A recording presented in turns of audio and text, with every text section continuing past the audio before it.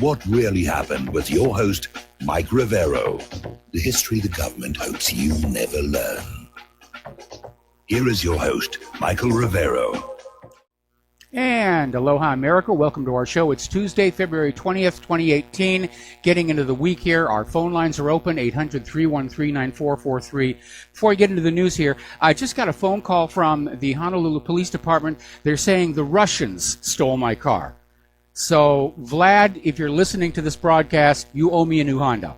Okay, now that we've gotten that out of the way, let's get into the news here a little bit.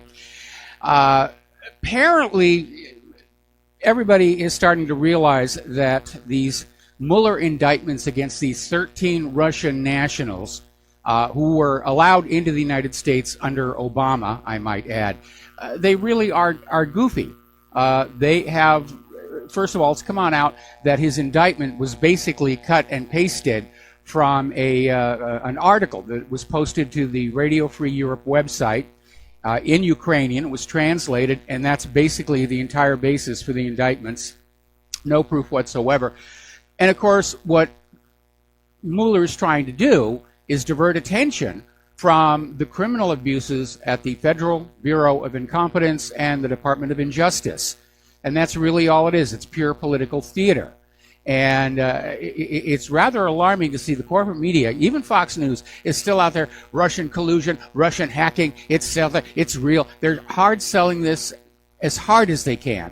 And, of course, this is more of the Russia bashing, and it's very reminiscent of all the demonization that we were seeing about Iraq before that war, or Syria before that war, or Afghanistan before that war. It's more of the same, and it portends very bad tidings for the future here. And I have to be very honest, my analysis is the United States of America cannot win a war against Russia and China. Certainly in terms of the nuclear arsenals, they're almost matched. I think the United States has 100 operational nuclear missiles more than Russia, but they're both hovering around 2,000, and that really is enough to annihilate each other's countries.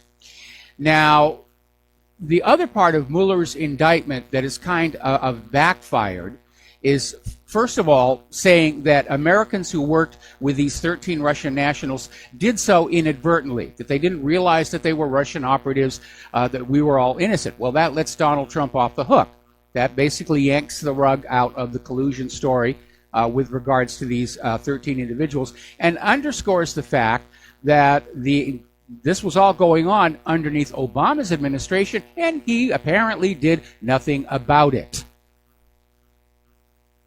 So, now, over on the House Intelligence Committee, their chairman, David Nunes, was doing an interview with Cheryl Atkinson, and basically came on out and said the Department of Justice and the FBI are not above the law.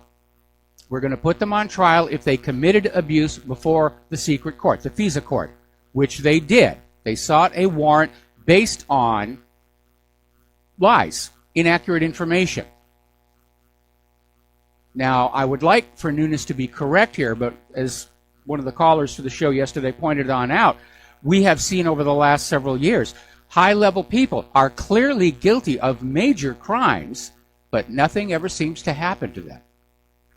Meanwhile, Howard Dean is out there saying that Nunes belongs in prison for exposing Obama. And yes, Obama did all these bad things, but you're not supposed to talk about it because, after all, he's the president, and you don't expose the president for wrongdoing. Well, tell that to Bob Woodward and Carl Bernstein, because it is supposed to be the job of the media to expose wrongdoing by politicians. And, of course, we here in the independent media have taken over that job, now that the corporate media is totally compromised.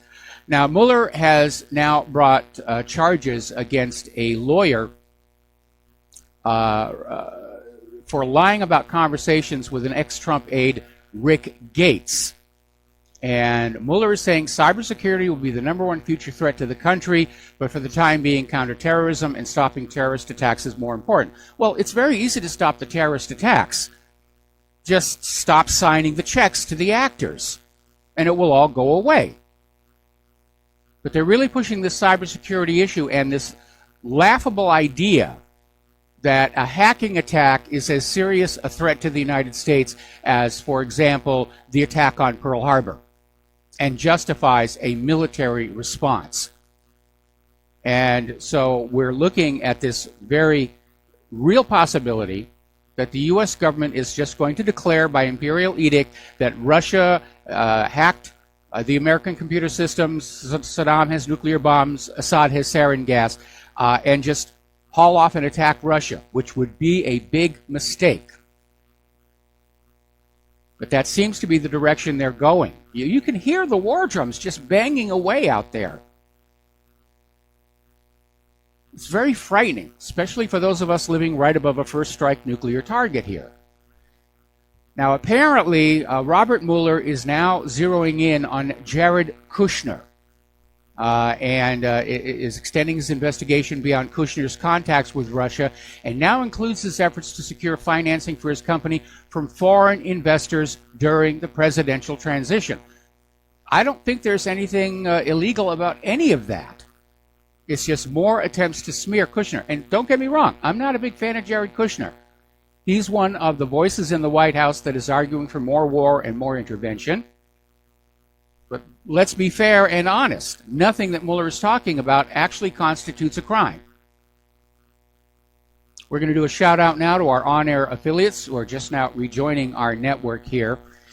Now, a federal judge has issued an updated standing order in the case of United States versus Flynn, suggesting that Special Counsel Robert Mueller's team may have withheld exculpatory evidence while prosecuting former National Security Advisor Michael Flynn. That, of course, is a no-no. There are rules regarding full disclosure. If you're bringing a trial against somebody, their defense lawyers must be given everything. And Judge Emmett G. Sullivan, United States District Judge for the District of Columbia, basically issued what's called the Brady Rule, which means the prosecution has to turn over any exculpatory evidence to the defendant's lawyers. Now, the latest word is that Flynn is going to withdraw his guilty plea and ask for a regular on trial here. All right, let's take a phone call. Dave in Virginia, aloha. Welcome to the show. What's on your mind? Dave, are you there? Call in, yeah, can you hear me? I hear Hello? you now. I hear you now. Okay, yeah. I was kind of poking around on Twitter today, and I was looking at that Twitter account of that child shooter down in that school in Jonesboro. Mm-hmm. His name was Andrew Golden. You remember him? I'm sorry, which... Remember Andrew Golden? Vaguely. There have been so many of these drug-crazed, prescription drug-crazed shooters out there lately. Well, no, this was a while back. This was back in the 90s, I think. Okay. It was two shooters down in Jonesboro. One of them was a Jewish kid named Andrew Golden. Mm-hmm. And they locked them up until they were juveniles and then let them out when they were 21. So this guy, I think he killed 5 kids and shot 6 or 7 other kids. He's walking the street right now. He's got a Twitter account. It's AGolden33. And on the 14th, when those shootings happened down in Florida, he got a Twitter from the Iron Man guy, that Jewish guy in Hollywood. What's his name? Robert Downey Jr. Yes. You should check that out. It's pretty interesting, all these connections between these Jews in Hollywood and these Jewish child shooters and stuff like that.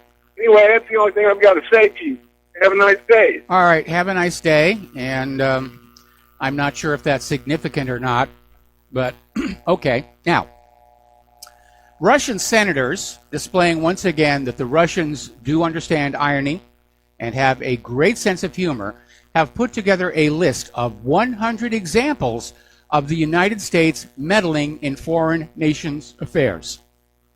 And basically they're saying we've counted approximately 100, about 101, 102, absolutely verified and recorded facts of American involvement in the sovereign affairs of over 60 United Nations member states since the approval of this organization's charter that bans any such involvement since 1946 until today. And one of the Russian senators, Senator Andrei Klimov, pointed out one particular example from the list, the 1973 coup d'etat in Chile that installed Augusto Pinochet as a military dictator, and as a result of which the country's parliament was dissolved and numerous human rights violations were committed. Probably could have added Iran in 1953 to that list as well. Yes, the U.S. likes to meddle in other nations' internal affairs, and that's what makes it so hypocritical for them to be screaming about as yet unproven Russian meddling in our internal affairs. But if you're going to talk about meddling in the United States' internal affairs, whatever Russia supposedly did, 13 guys and $2 million, is peanuts compared to what Israel does. And why is nobody talking about Israel's meddling in the United States' internal affairs? That's the elephant in the room right there.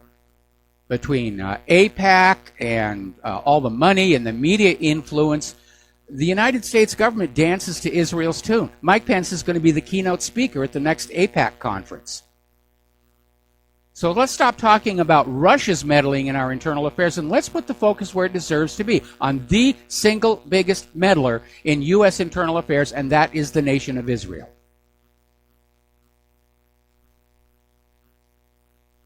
So, anyway, another article, this is Blacklisted News, basically pointing out Robert Mueller's 13 Russian trolls indictment is a copy and paste job from a 2015 Ukrainian Radio Free Europe post. Sort of reminds me of Tony Blair's dodgy dossier. That one was copied from a 12-year-old, hopelessly outdated student thesis paper. We caught them at it. We caught them at another lie here. Now, interestingly enough, CNN is so desperate to find anything about Russian collusion, they actually sent one of their reporters to St. Petersburg in Russia to literally go through the trash bins outside the office building that allegedly housed the troll farm to try and find some clues. And there are 2 points that come to mind. One, he didn't find anything. And two, why isn't CNN that diligent with the Uranium One case? Why aren't they that diligent with the pay-for-play corruption at the State Department? Why aren't they that diligent with the email server scandal? Why are they not that diligent and fact-finding when it comes to the Clinton Foundation? CNN is discrediting itself as any kind of a news organization. They're a ministry of propaganda. They pretty much all are. And even lately, Fox News has fallen right into line. They're out there with Russian hacking, Russian collusion, Russia's bad, we got to go get them Ruskies. All right, here's your rifle. Here's your parachute. Now, yesterday we were talking about how the Pennsylvania Supreme Court, which is mostly Democrats, have redrawn the House district maps for the state. And they gerrymandered it all to heck and back to give the Democrats a big boost in November's elections. They're still out there cheating. They're cheating every way that they can, and Trump isn't doing anything about it, except having the Department of Homeland Security fuss about the security of the electronic voting machines.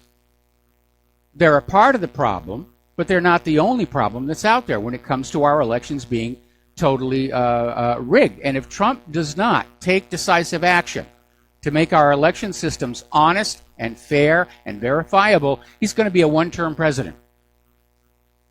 Because the people who tried to steal the election from him in 2016 are going to try twice as hard in 2020.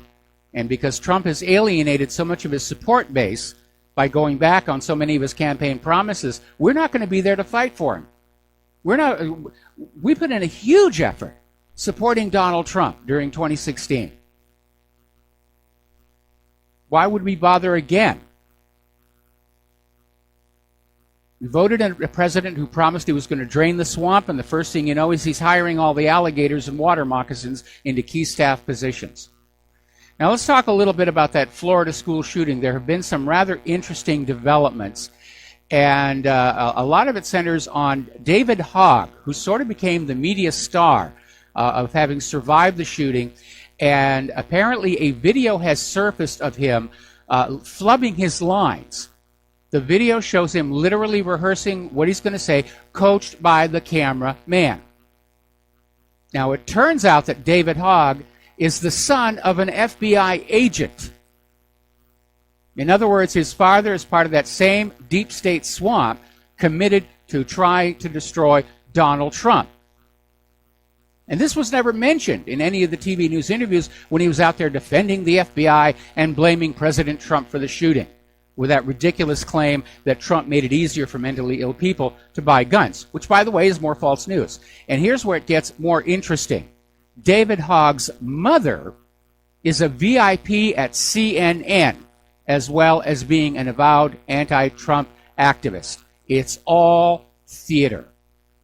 Now, yesterday we were talking about this video of a Parkland student saying that she thought it was a drill, that they had been told earlier in the day there was going to be a live shooting drill on the campus, and police were going to be firing blanks to scare everybody. YouTube has removed that video now, claiming that it's bullying. That's their excuse. But the reality is that fake terror, false flag terror, is a fact of history. It's the oldest trick in the book, going back to at least to Roman times. Create the enemies you need. And we have over at my website an article about 42 false flag attacks officially admitted to, where the governments, after the fact, have come on out and said, yes, we pulled a dirty trick on all of you and we got away with it. Aren't we clever? And for every one that they've admitted, I'm sure there are dozens that are still being kept secret. Now, David Steele, the second highest ranking civilian in the U.S. Marine Corps intelligence and a former CIA clandestine services officer, is out there saying most terrorists are false flag terrorists. They're created by our own security services. In the United States, every single terrorist incident we have has been a false flag or has been an informant pushed on by the FBI. In fact, we now have citizens taking out restraining orders against the FBI informants that are trying to incite terrorism. We've become a lunatic asylum. That's what's been going on. That's what's been going on. Whether it was Columbine or Boston Marathon bombing or Sandy Hook and now this shooting down in Florida. They're created by our government to scare us into surrendering our weapons, to disarming ourselves, to give up our Second Amendment rights.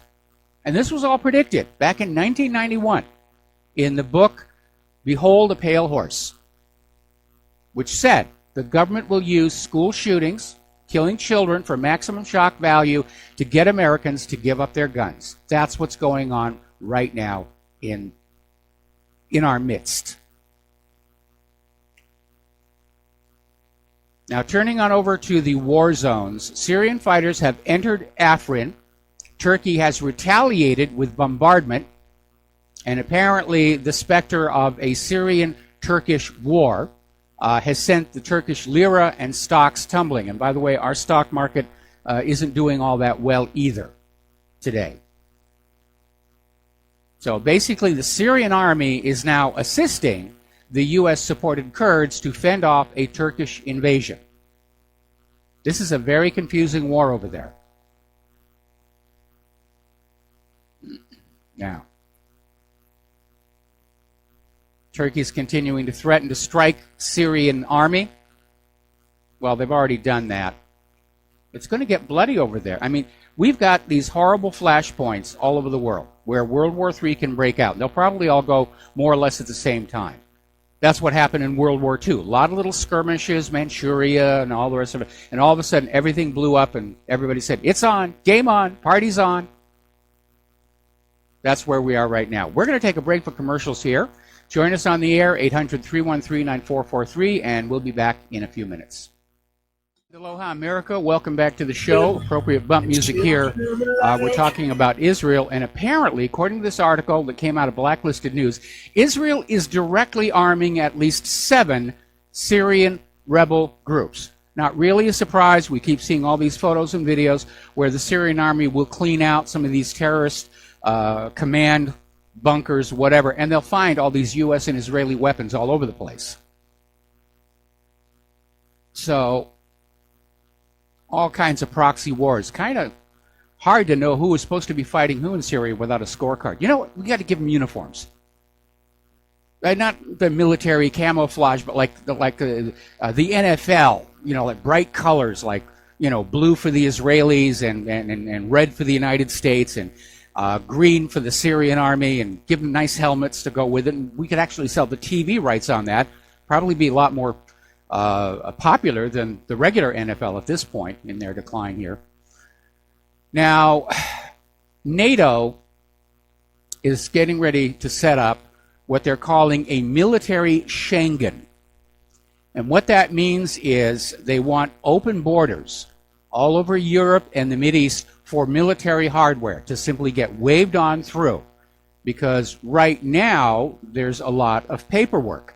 When you want to drive a bunch of tanks from one country into the next, the country where they're going usually has a lot of procedures, like, why are you bringing these in here? And NATO is trying to basically do away with that. And the reason is obvious. They want to be able to move resources very, very quickly in response to what is probably going to be a running ground war.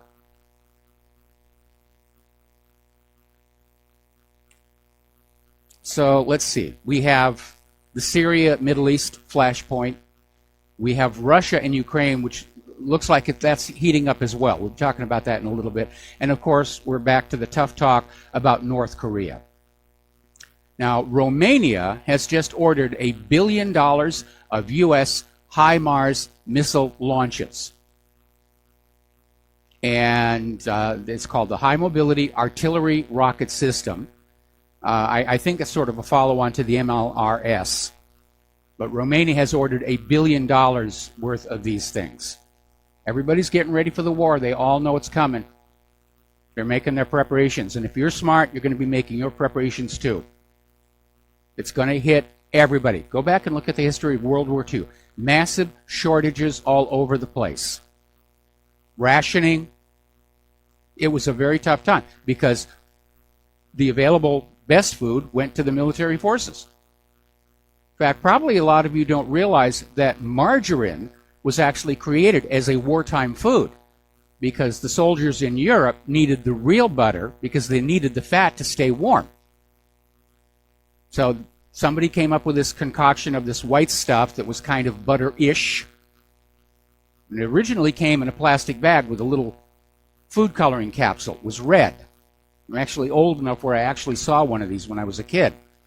And you basically, through the plastic bag, you'd break that little capsule of food coloring and you'd mash it all up until it turned yellow. And that's where it came. Once the war was over, they kept trying to sell margarine. It's healthier for you than butter and it's full of all these good things. And you find out later on, no, it wasn't.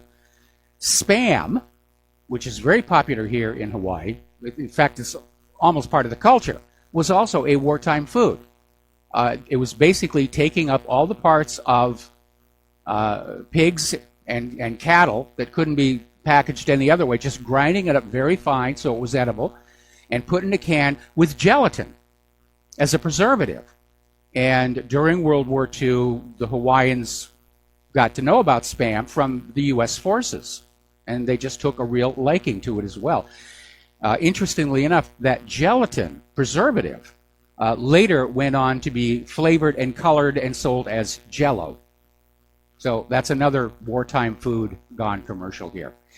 Now, as you know, over in Munich, they recently had a conference that was supposed to be about settling all of the hostilities down and trying to calm everything down. And it basically descended into gratuitous Russia bashing and warmongering. And basically they concluded, for the first time in decades, we are facing the threat of nuclear conflict. And yes, we really are. And I am willing to predict when the U.S. gets into a war with Russia and China, when they reach that day where they realize they cannot win it conventionally, they're going to start turning those keys in those silos or those submarines. And that's going to be a bad day for anybody not wearing 2 million sunblock. The U.S. has also issued a warning to Brussels not to threaten NATO with the EU army. Now, as you know, Brussels is talking about a grand army of the Republic. In other words, the member states of the EU will no longer have their own militaries. They're all going to be brought together under the control of Brussels. What could possibly go wrong with that? NATO apparently is concerned that they would actually be a threat to NATO's military supremacy in Europe. And so the U.S. is out there saying that if you're going to have an EU army, it has to be brought in underneath the control of NATO. So the players are getting lined up. We'll be right back.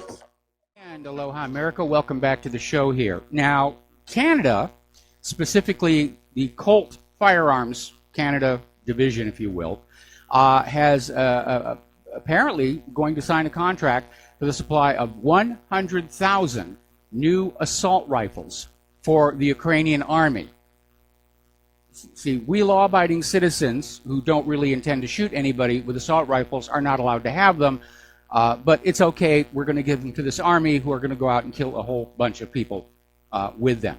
And we're seeing a lot of activity in Ukraine. Apparently, there are British and American and Canadian trainers that are now arriving at Ukrainian army units over toward Donbass to try and basically train them up. And so it looks like Kiev is planning a military assault on the eastern Ukrainian republics. There's even talk they're going to try and wrest Crimea back. And that's another flashpoint to start World War III. All right, let's see. We're going to take a phone call from HB from FEMA Region 4. Aloha, welcome to the show. What's on your mind? Aloha, Mike. Hey, I was just, were you talking any about the school shootings today? I got in on your show. I was listening to another show on RBN, and they were talking about it. Are you talking about that or something else right now? Well, we talked about it a little bit already, but we talked about this Kevin Hogg, who's been the darling of the media as a survivor of the shooting. And it turns out his father is an FBI agent, and his mother is a VIP over at CNN. So this guy is a plant, and there's a video of him rehearsing and flubbing his lines and being coached by the cameraman as to what he's supposed to say. And how that video got out, I don't know, but somebody did a really good thing leaking that. Well, have we confirmed any real deaths, or is it going to be another Sandy Hook where there wasn't any deaths? It's hard to say at this point. Right now, it's very obvious it was another staged false flag, and the fine details almost don't really matter anymore. And again, I'm getting emails from people saying, you know, wasn't it amazing that the media was there so quickly to cover all of this? They had helicopters in the air and everything. Yeah, it's got all the earmarks of being a repeat of Sandy Hook or Columbine or any of these. Right. Yeah, exactly. Some of the talk show hosts around are talking about all the drugs that he was on, but then they don't, I don't know, they just don't connect the dots sometimes about, you know, was this a real thing or not? But anyway, I like the show. Have a good one. All right, thanks an awful lot. We're going to let you go here. And, people need to talk about those drugs. And not just in the context of school shootings, but in the context of pharmaceutical corporations, for the sake of a fast buck, are literally drugging the entire nation into craziness and insanity. Because just because you have not gone out with a rifle and gunned down a bunch of people doesn't mean you're not being affected by the drugs. Increases in domestic violence, increase in road rage, increase in bar fights, poor quality thinking on the job, poor quality thinking in the government especially. You start to realize the impact these medications have had on our society is extremely negative. There's reason to think that these drugs are behind this surge in police violence against law-abiding citizens. We were talking about this security guard at a church who stopped a mass shooting all by himself, and the police showed up and shot the security guard. Does that sound like careful thinking or somebody who doesn't have any control over their impulses, which is a symptom of SSRIs? Now, interestingly enough, Germany has decided they're going to launch their own spy satellites to get their own intelligence independently from the United States. Apparently, a lot of U.S. allies are relying on U.S. surveillance satellites and processing by the National Reconnaissance Office to get information. And now they're starting to think that maybe what they're getting is being doctored, and they're not getting the real story. Remember how many fake satellite images they were using to sell the idea that Iraq was about to invade Saudi Arabia? That turned out to be fake. Reporter went to one of these private spy satellites, surveillance satellites, and got pictures of the same area, and the tanks weren't there. We know that there's a lot of fakery going on here, and so Germany has said, we're going to spend the money. It's not going to be cheap. Roughly $465 million for 2 surveillance satellites. Now, getting on over to Israel, first of all, a story that just broke as we were starting the program. The police are continuing to arrest Netanyahu's co-defendants in the corruption case. Haven't arrested him yet, but apparently one of the arrested people has made a deal to turn state's evidence and will testify against Netanyahu. And tomorrow, I am certain, we will read a story about how this poor guy's car was blown up by Palestinian terrorists. Now, apparently encouraged by Donald Trump's declaration that Jerusalem is the capital of Israel, there is a growing right-wing movement to just seize Jerusalem's Al-Aqsa. Now, under international law, under UN declaration, the actual location of the Temple Mount is being controlled by a primarily Muslim religious governor's board that tries to make sure that all the religions have equal access to the site. And the Jews get the Wailing Wall, and the Muslims get the platform, which has the Dome of the Rock and the Al-Aqsa Mosque, and Christians have pretty much the rest of it. But apparently there is a growing movement called the Temple Movement, where basically they want to just grab the whole thing for themselves and make it a Jews-only monument. And that will trigger regional war. It would be like somebody going on in and grabbing the Vatican and telling the Catholics you can't come in here anymore. They're going to be a little upset by that. It reminds me of the movie Kingdom of Heaven, which, if you have not seen it, you should. And at the very end, when Balian is about to surrender Jerusalem to Salahuddin, and he's saying, if you try and take this place by force, I'll burn it all down. Every rock, every stone, everything that drives men mad, I will destroy. And Salahuddin says, I wonder if it would not be better if you did. It was the best line in the whole movie. It's just rock. Some of it's very pretty rock, but it's just rock. And it has driven the human race of 3 religions insane for centuries. Now, the tip between Israel and Poland is continuing to climb, and Poland is apparently relying on its close association with the United States to basically stand up to Israel. Now, Israel is trying to get Poland to say, yes, we helped the Nazis with the Holocaust, and therefore we are guilty and we will give you a bunch of money. And Poland is saying there were a few Poles that, collaborated, just as like there were a few French that collaborated, and a few Jews that collaborated, and at that point Israel just got really upset and said, you're an anti-Semitic Jew hater. No Jew helped the Nazis, period, end of discussion. But in point of fact, there were Jews that collaborated. Like George Soros. There's a video of him admitting he collaborated with the Nazis to steer them to find his fellow Jews. And apparently he's completely guilt-free about it. But it is a confirmed fact. A lot of people don't realize there were actually Jewish officers in the Nazi high command. The Nazis were not obsessed with Jews in particular. They were grabbing everybody for those slave labor camps. Jews, gays, gypsies, the mentally retarded. There were a lot of people in there. The actual percentage of Jews in the slave labor camps was about 10 to 15%. And Israel's distortion for political gain to justify its stealing Palestine from the Palestinians has tried to convince the world that the camps were only for Jews and that the Nazis wanted to exterminate all the Jews. No, actually, the people in those slave labor camps were treated very well because they were valuable. They were needed to make material for the German army. And anybody who knew tailoring or crafting or shoemaking or anything, they were treated very well.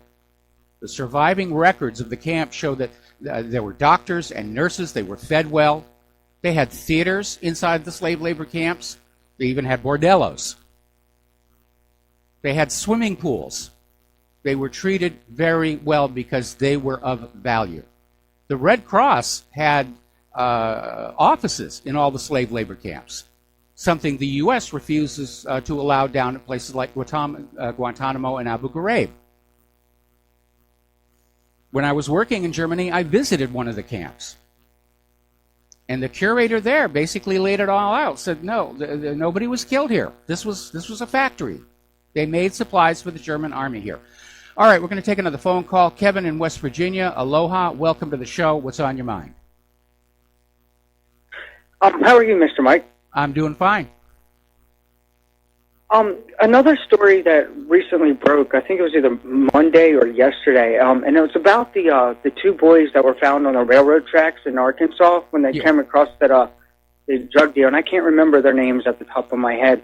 But a pro wrestler has come out and was talking about how he was an enforcer for a certain politician that was in Arkansas. Have you run across this story? Yeah, we actually ran that story, and he's a former pro wrestler, and he's basically confessed to being one of the Clintons' many hired hitmen. And Larry Nichols has also done the same thing and come on out and said, yes, he was paid money by the Clintons to kill people. Yeah, absolutely. I'm wondering, I'm just wondering, is this going to blow this wide open and possibly another scandal with the whole, with Obamagate and Iranium One? I mean, this seems like to me another thing that's blowing this whole thing wide open. And I'm going to say this so-called shooting, I'm not saying anybody, did not die. Absolutely, I believe people died. But I believe that this was a distraction, possibly from this coming out. Well, it's certainly adding fuel to the fire, but you're not going to see this on the corporate media. It's only the independent media that is covering this. We have detailed all of these crimes that these politicians have been committing throughout the years, and the official response that we get from the government and the corporate media is, we don't see it, we don't hear it, and you can't make us nya, nya, nya, nya, nya, nya. Yeah, it seems like this political class, when you get involved with the political class, it seems like this is the new nobility. I mean, and I'm so frustrated because these people, get away with murder. I mean, and here, people like me and you have problems with your car, and people jacking your car, and here you can't even get the necessary help or the insurance people, to actually, in a reasonable time, help. It's like, well, we only got the car back from Eva Beach on Friday, and yesterday, Monday, was a holiday. We're not actually expecting to hear from the insurance company about what, if anything, we're going to get from the car if it's considered a total loss, maybe $1.50, until probably about Thursday or Friday. Right, and I'm sorry for your loss. It's a shame that you can't even. It's a shame. I mean, it's I remember. I'm 33, but I remember when you didn't have to lock your front door. You could trust people going around, and I do blame the Clinton autocracy for things like this. And I want to say this too. My dad always tells me, there's always more good than evil, but I don't see it. I feel like we have a moral compass. We don't have a moral compass anymore. We live in a land of lawlessness. Feelings, we go by feelings and not by facts. Mm-hmm. I mean, it's just a shame. It's a total shame. I mean, and I wish,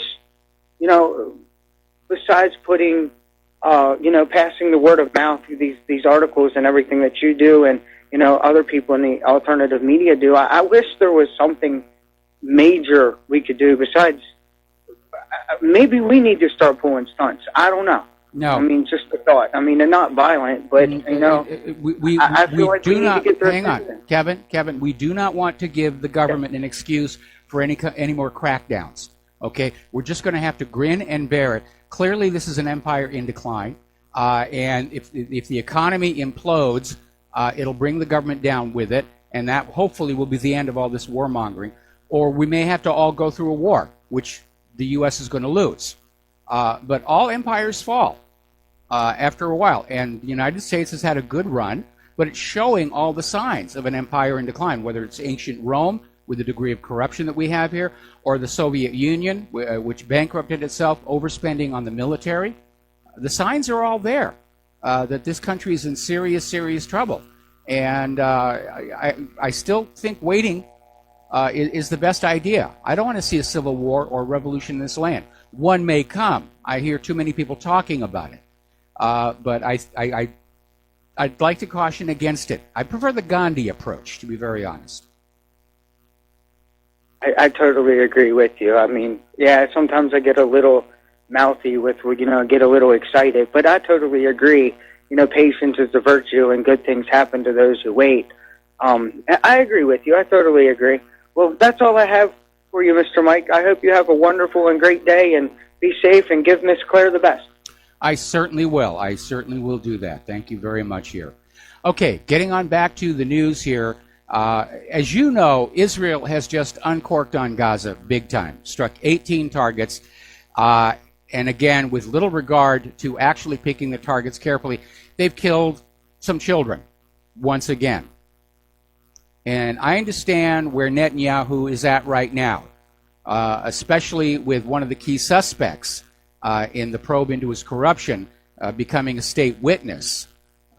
Netanyahu's definitely, he's spooked. And he knows that nothing will get him out of trouble in terms of the media coverage and the public's attention span than getting into a bloody war, whether it's with Syria or Lebanon or West Bank or Gaza.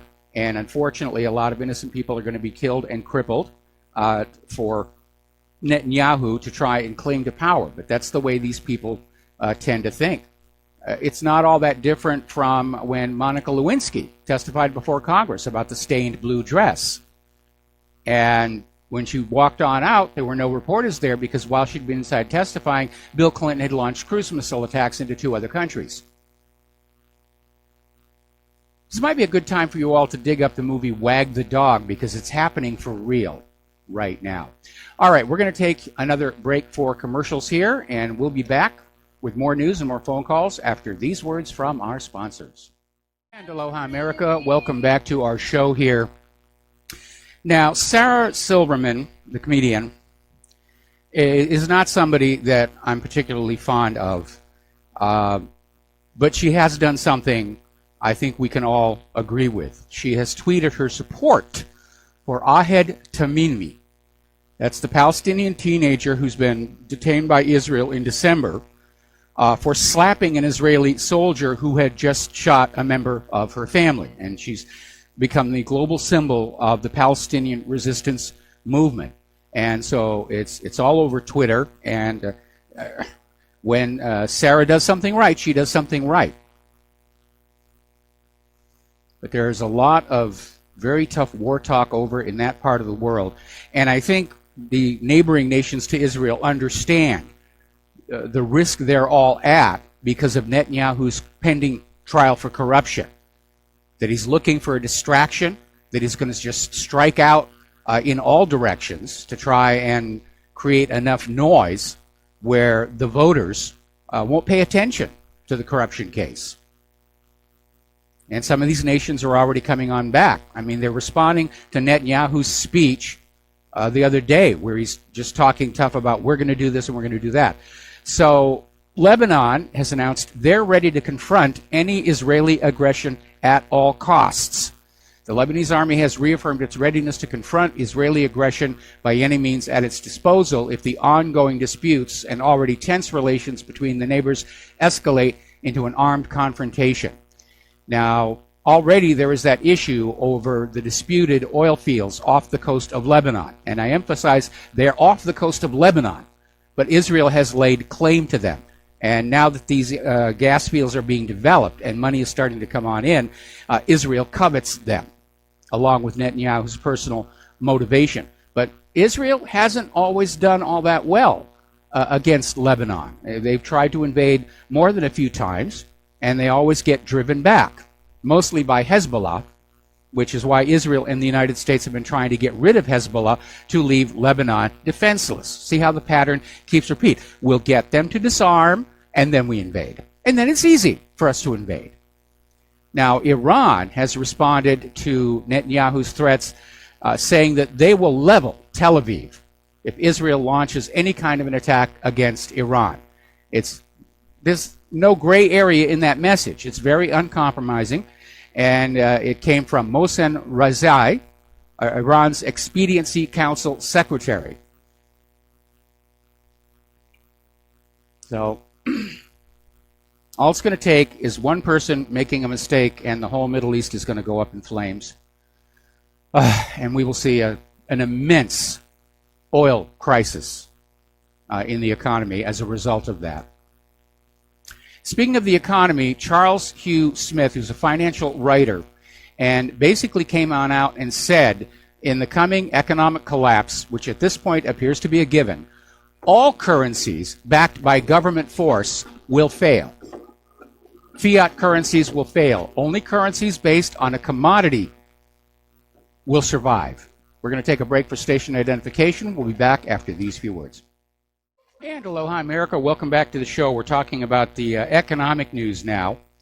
And the other day, in fact, just yesterday, we were talking about how Donald Trump is screaming at countries like China for dumping inexpensive steel on the American market, which means American steel companies cannot compete. And today we're finding out the U.S. Commerce Department is recommending importation curbs on steel and aluminum. And what this basically means is we're going to be cut off from inexpensive sources of these materials and required to buy more expensive products from American producers who may not be producing as high a quality product. I mean, there was a time when American steel really was the best. But all those steel mills have shut down in the Rust Belt. So we're going to be looking at startups here. Now, back in the 1950s, the United States was prosperous because the United States made the best products. And other countries were willing to spend the extra money to get those superior American products. But we don't have that any longer. Our manufacturing has declined over the last 30 years. And American products are now seen as overpriced junk, including our weapons of war. And so now the U.S. government, rather than focus on restoring quality manufacturing in this country, is embarking on a program of protectionism. And we, the people, will pay the price for it with more costly and potentially inferior products. It's not going to stop with the steel and aluminum.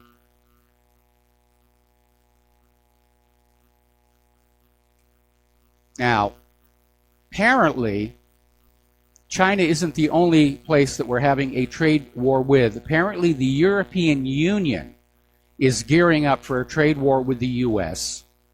And is saying they're going to fight fire with fire if Washington carries out its threat to introduce import barriers to steel and aluminum products from Europe. It's not just from China that's coming on out. Apparently, they've already slapped trade sanctions on Harley motorcycles and Jack Daniels. And trade wars have a very bad habit of becoming real wars. And especially in this charged climate, that's a short drive. What can I tell you here? Another article coming out of Investment Watch blog. Are we really seeing a housing recovery? A lot of people are talking about, oh, there's a housing recovery. Or is it really just another inflationary cycle driven by the Federal Reserve? Because everyone talks about inflation and how bad it is, and it is bad. It's like a hidden tax, because the more they inflate the money supply, the money you already have in your pocket, that you already worked for, that you've got buried in the mayonnaise jar out by the pineapple plantation, loses real value. So it's like a hidden tax. Where does the inflation come from? From the Federal Reserve. Cranking up the printing presses or typing more zeros into the computer. You can stop inflation immediately. Just tell the Federal Reserve, you can't do this anymore. You can't create money out of thin air that doesn't have anything underneath supporting it.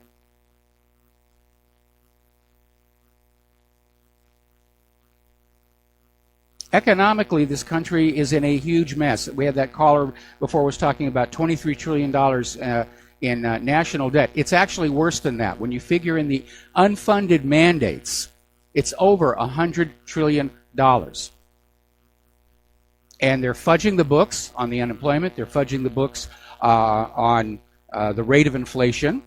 And let's see how the stock market ended up today. It ended up, bad. Dow down 254. That's going to make people very, very nervous. We all know it's coming here. Even Walmart is in trouble right now. We keep talking about these iconic retailers who are going out of business. Yesterday we were talking about how Kentucky Fried Chicken has literally had to shut down 2/3 of its stores.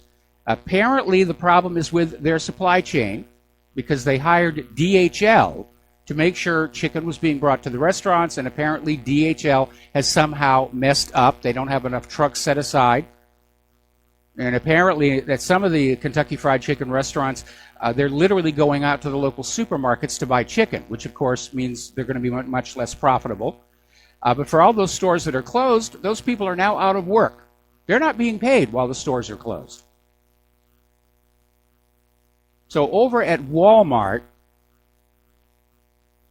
they're in trouble. They've missed their earnings. And again, everybody is now going back and revising the fourth quarter numbers from last year, meaning the holiday shopping season, and they're all being revised downward. So Walmart is in serious, serious trouble.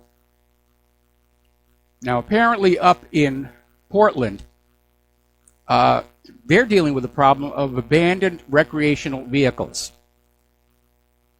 Now, recreational vehicles, of course, they're very expensive to buy. They're very expensive to maintain.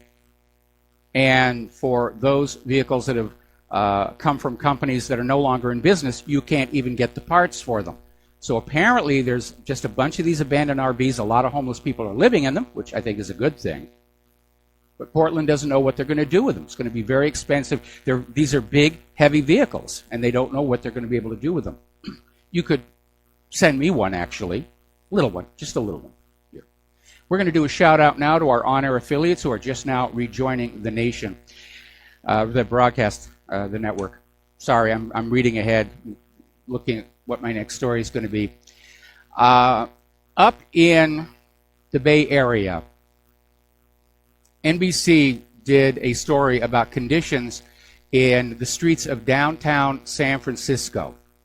Now, Claire and I were there back when I worked on The Day After Tomorrow, and we loved the place.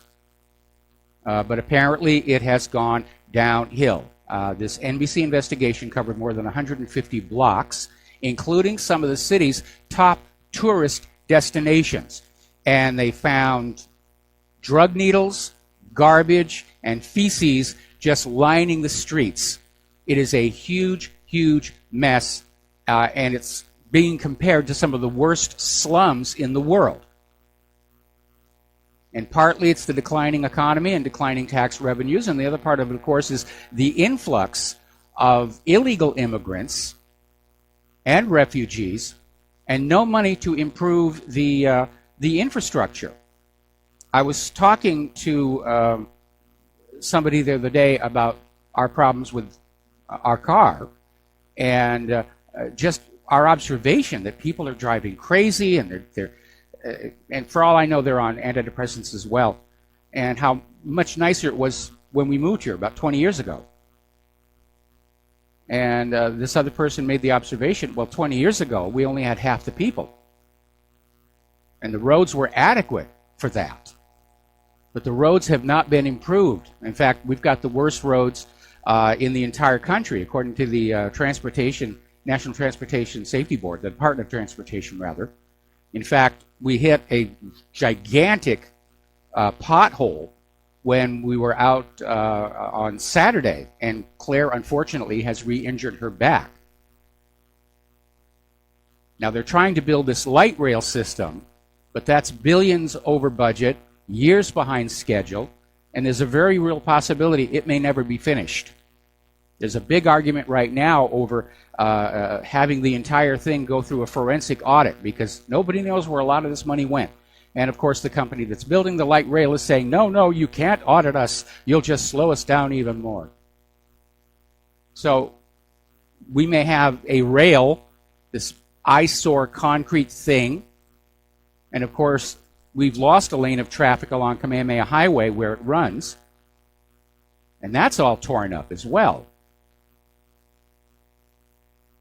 The infrastructure has not kept up with the population growth, and that has been exacerbated by the flood of illegal immigrants into California.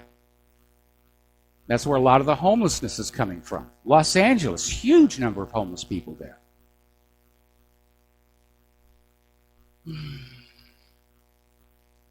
Everyone says something has to be done. What do? There are no jobs. All the money is going for war.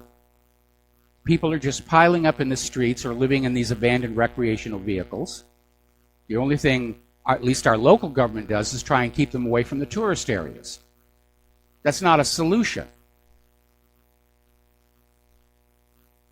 But our infrastructure is going to collapse. It's not being maintained. And yes, Trump has come on out and acknowledged our infrastructure is in serious shape, and he's pledged a small amount of money, really a token, to try and get some things fixed. But it's nowhere near enough. The country needs a complete rebuild from top to bottom. Now, here's another area where I'm very disappointed with Donald Trump. Apparently, Trump's lawyers are protecting Obama's claim of having the power to import limitless foreign graduates for U.S. employers. And Trump's lawyers are defending Obama's claim that every administration can displace U.S. professionals by granting work permits to an unlimited number of foreign white-collar workers. And again, what are these people thinking? We have American kids who've gone to college, they've gone heavily into debt, they come on out of college, and the few jobs that are actually out there are now being held by these foreign kids. And that's not healthy.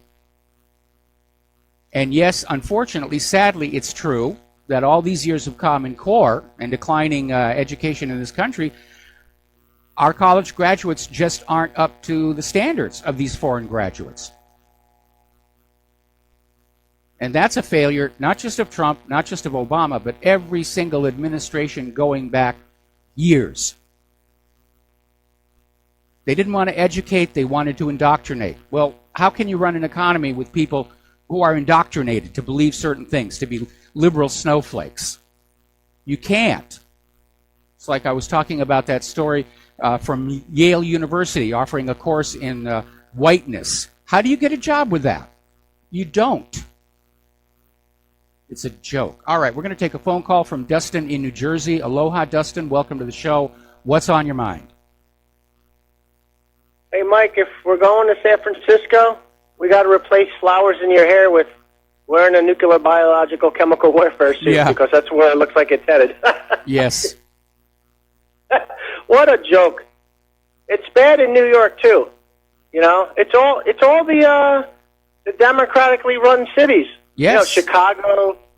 I mean, it's the Democrats' fault, but it's also it's our government's fault. The Republicans, the Democrats, because they have basically laid waste to our infrastructure, our manufacturing. They got kickbacks, payoffs, and the places are all rotting away. Yes. The Rust Belt, you're right, Mike. It would take so much money to rebuild Like, you'd have to knock those buildings down. People don't realize you can't. Those buildings got to be knocked down. They're full of asbestos, and they're dangerous. They got to knock them down. They got to put new buildings. They're never going to be having new factories, Mike. I hate to tell people that. It's just, I can't see it. Well, if we would stop going around the world plunging our collective nose into other countries' business we were to end all these wars and all these foreign military bases, we would have enough money to start working to put this nation back together. But as long as everybody thinks a war is their best solution, they won't look at any other possible solutions out there. We'll just start a war, and that'll distract everybody. Yeah, but the problem is it's going to be a nuclear war, and there ain't going to be nobody left to do any reconstruction at that point. You know? Yeah, it could be a real life on the beach. Mike, what a joke. Like, the homeless people, I feel sorry for them, you know, because we talked about this before. Prices of real estate go up, but the problem is people can't afford to rent. There's people living in RVs or small trailers working in Silicon Valley. I don't know if people are aware of that. Oh, yeah. I mean, the wealth inequality is fully on display there in Silicon Valley.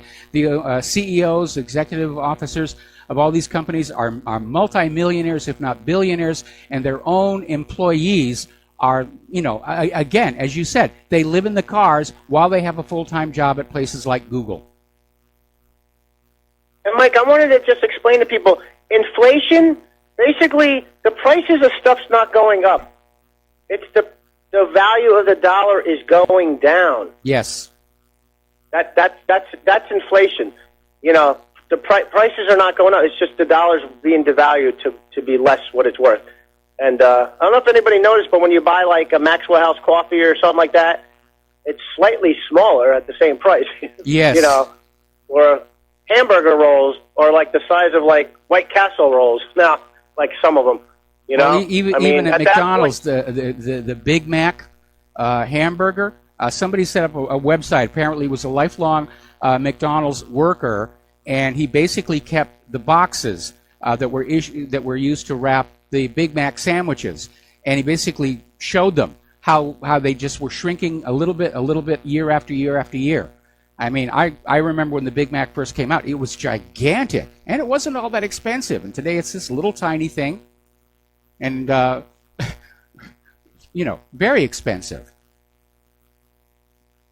Instead of where's the beef, where's the roll? Hey, Mike, eventually when you go buy a paper towel, roll of paper towels, there's going to be one sheet in there. Yeah, it's going to be like that. We've noticed lately we had to re-engineer our toilet paper holders in the bathroom because it was originally just the one that would stick a little cup into both ends of the roll, and now the rolls have been made slightly narrower, and you try and pull the paper and it falls off, so I had to put in one of those with the solid rod all the way through the middle.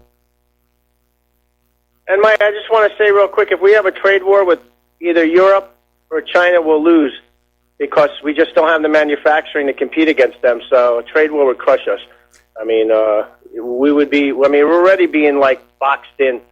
You know, I mean, I don't know how I do know how these people will react in Washington. You know, but like trade war, we'll lose. You know, there's just no way now. You know, it's not the same country we used to be. Not by a long shot. Not by a long shot. And all right, thanks, Mike. Have all a right, good show. thanks an awful lot. We're going to let you go. And I mean, just look at our trade imbalance. It's gigantic. I used to think it was $1.5 billion a day flowing out of the country, but apparently it's actually a lot higher than that. We're going to take another phone call from Steve Elkins. Aloha. Welcome to the show. What's on your mind? Dustin's hit the nail right on the head. I would refer to that as kind of an inverse inflation, not because of the rising prices, but the falling dollar. He was very correct on that. Hey, you mentioned about the work visas and defending Obama's policies in the past, the Trump team now. And I had a caller last week that mentioned twice that he was forced out of his job for basically outsourcing his job to a foreign market that came in.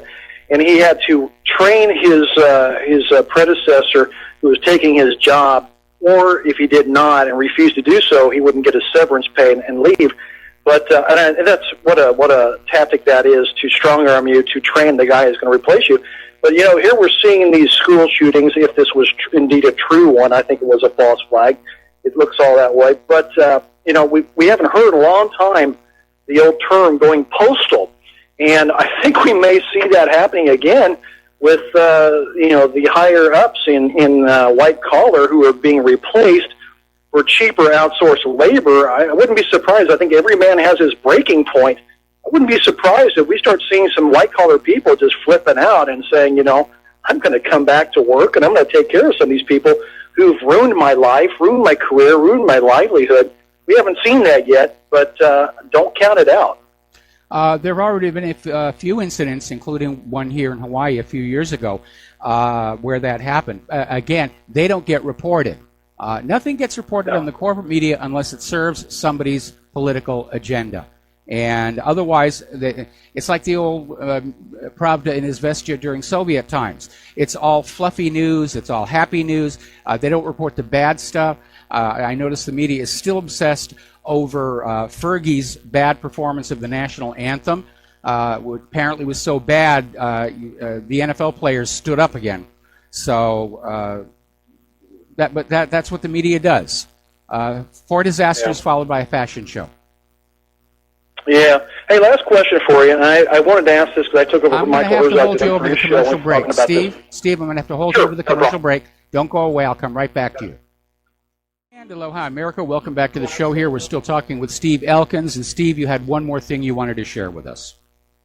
Yeah, I covered kind of this topic a little bit today. I was Michael Herzog on his show today, covering for him.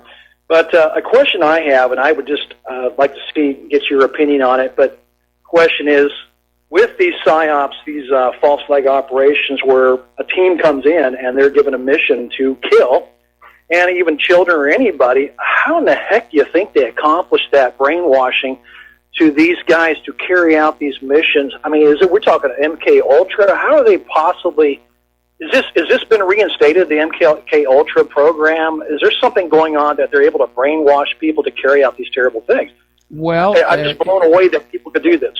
Well, probably a lot of these operatives are former military, spec ops people, trained snipers. So they're used to killing people on command, and they've gotten over the remorse that people feel about it. It's just another job and just another designated target. But again, going back to that 1991 book, Behold a Pale Horse, the specific mention was made that there were very powerful drugs that could be given to these people that would make them more willing to kill. We know that's certainly true with the prescription antidepressants. Right. It just blows me away that somebody could do these things. We're not talking about the enemy on the other side, another country. We're talking about victimizing your own people. I mean, they must have families, they must have children, and how they can be brought to carry out these. I mean, basically, they're no better than the psychopath serial killer that kills while he's traveling along the road and throwing the body off to the side. I mean, this is kind of the same mindset of a serial killer, to kill with no remorse. It's amazing. Well, I'm sure I'm sure that the government, looks for such people, to put onto these teams, and they recruit people who are willing to do these kinds of things, and they're very well paid. And like I said, probably a lot of them are former military, and they may also be very, stoned on certain drugs at the same time. You and I find it very impossible to think about doing something like that, but for somebody who is a trained professional killer, it's not a question of country and flag. It's, what's the next target? What's the next target? What's the next target? Amazing. That's it, Mike. Hey, thanks. Appreciate it. All right, thanks an awful lot. We're going to start with Rick in North Carolina. And Rick, I may have to take you through the commercial break. What's on your mind? Hey, Mike. Just had I'm changing the subject a little bit. I've been watching YouTube a lot lately, and I'm seeing these guys doing these First Amendment audits on the police stations and military bases. I know if you were aware of it, but it appears to be a fairly good idea because they're streaming live, and it's kind of keeping the cops and stuff on the up and up, not being able to shoot them like sometimes they'll do. I don't know if you're aware of it or not, but it just looks like a good thing maybe to help kind of take things back a little bit. No, I wasn't aware of that. I do know that when you're in the military or the government, especially if you have a clearance, live streaming a video is going to get you in trouble.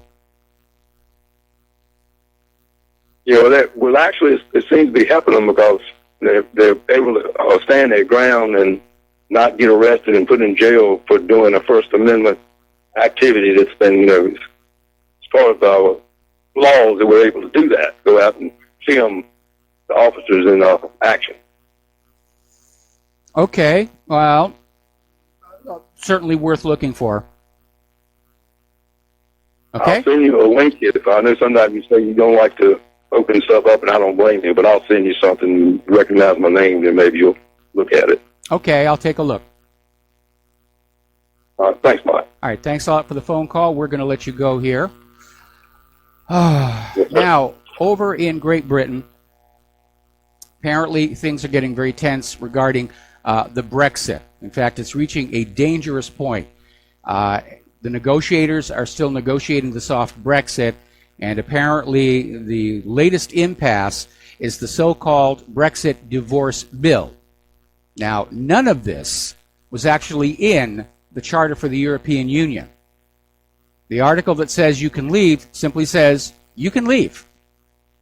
There's nothing in there about a divorce bill, but Brussels is taking the position that Great Britain needs to pay Brussels for permission to leave, which has got a lot of people very upset. And apparently Brussels keeps asking for more and more money, to the point where Julia Hartley Brewer basically went on a rant and told Brussels they can F off. So it's getting a little bit testy.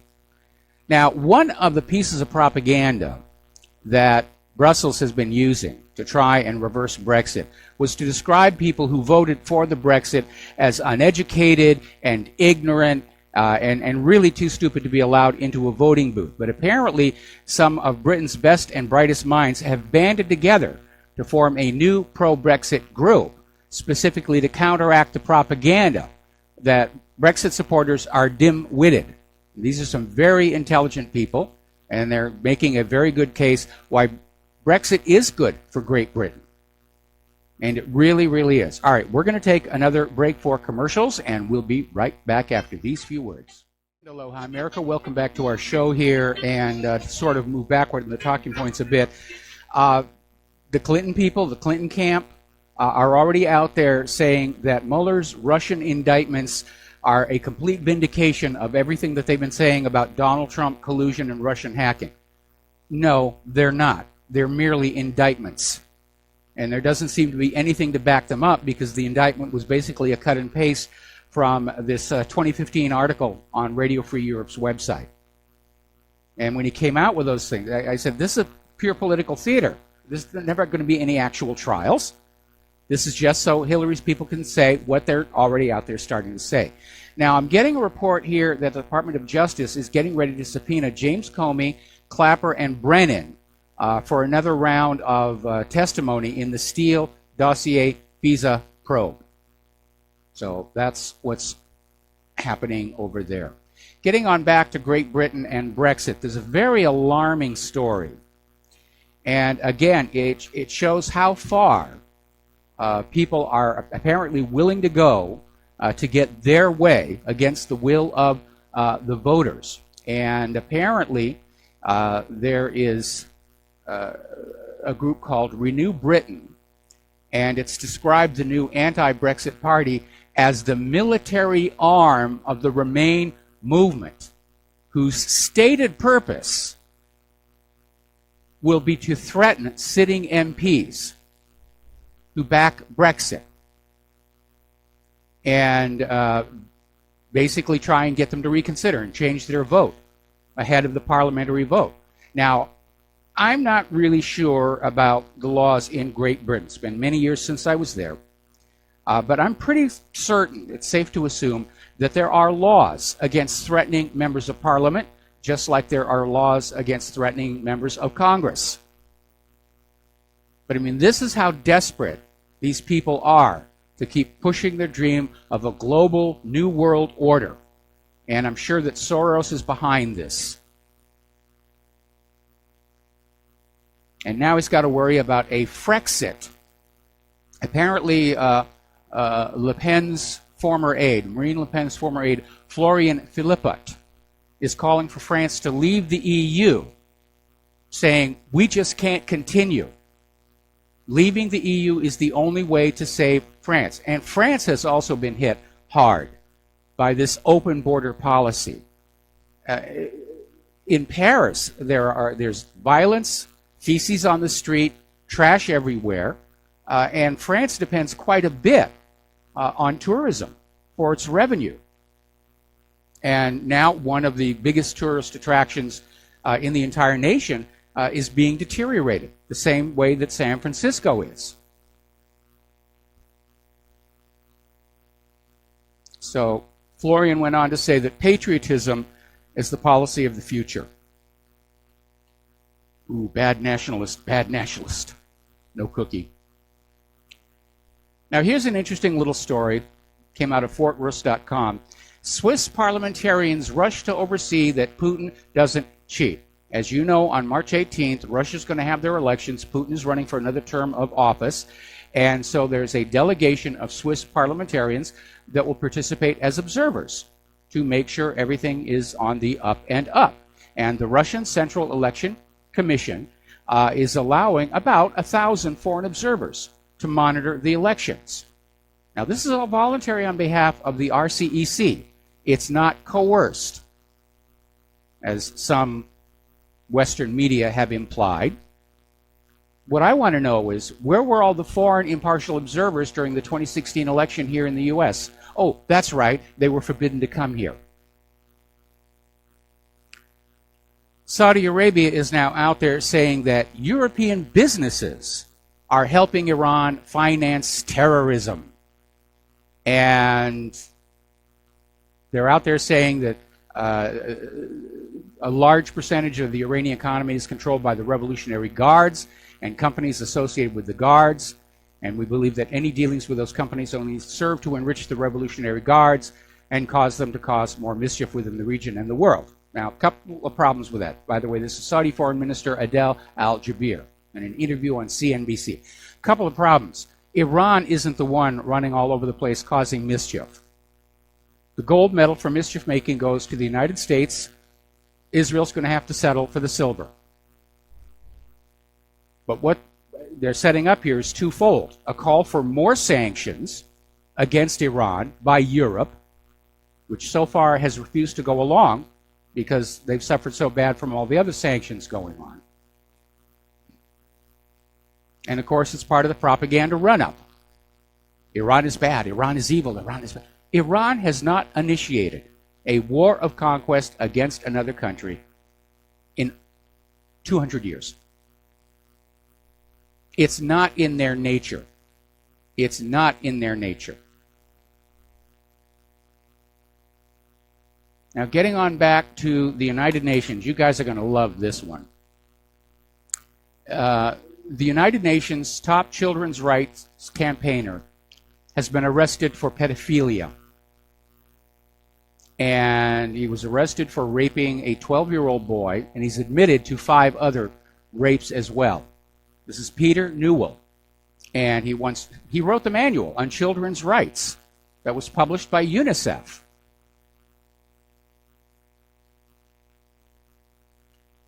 One of our callers was talking about losing our moral compass.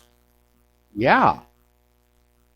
I want to know if this guy was on prescription antidepressants, because I think that is a real major problem, and it explains a lot of the bizarre behavior that we're seeing.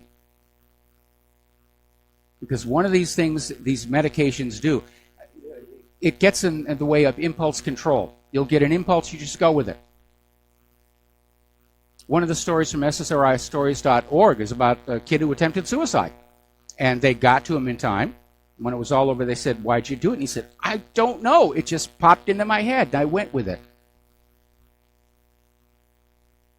We all know about the mass shootings associated with these drugs. We know about the suicides associated with these drugs.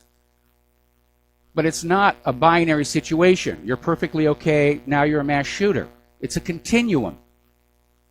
And there are other areas where these medications are going to change your behavior. How you work, how you think, how you drive.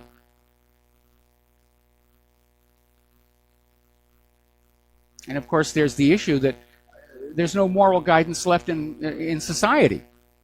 Both parents have to work. Kids are being raised by TV and social media. They're not getting any moral education. Religion is on the wane. And kids, everybody's looking at our political leaders and realizing they don't have a moral compass. And it works for them. They're rich. Why should I be a moral human being if being immoral is the way to fame and fortune? But I do have an issue with hurting children. Now, I used to live in Los Angeles. I'm an easygoing guy, whatever consenting adults want to do. 3 or 4 common household appliances. Fine. I don't care. Little children, some very primitive instincts kick in. Because it's not just the fact of the sex and the power. You're stealing their youth and innocence from them. And once you do that, they can't get it back. It's like when you find out the red elf at the North Pole doesn't really exist. You can't go back to believing. Now, Vladimir Putin has done something I absolutely agree with. First offender pedophiles are sentenced to life in prison. And hopefully that's going to deter some of this behavior out there. Because it's not just being in prison. Prison populations, they have a hierarchy. There's a social order based on the crime that you've committed. And child molesters are right at the very bottom. And they get abused a lot.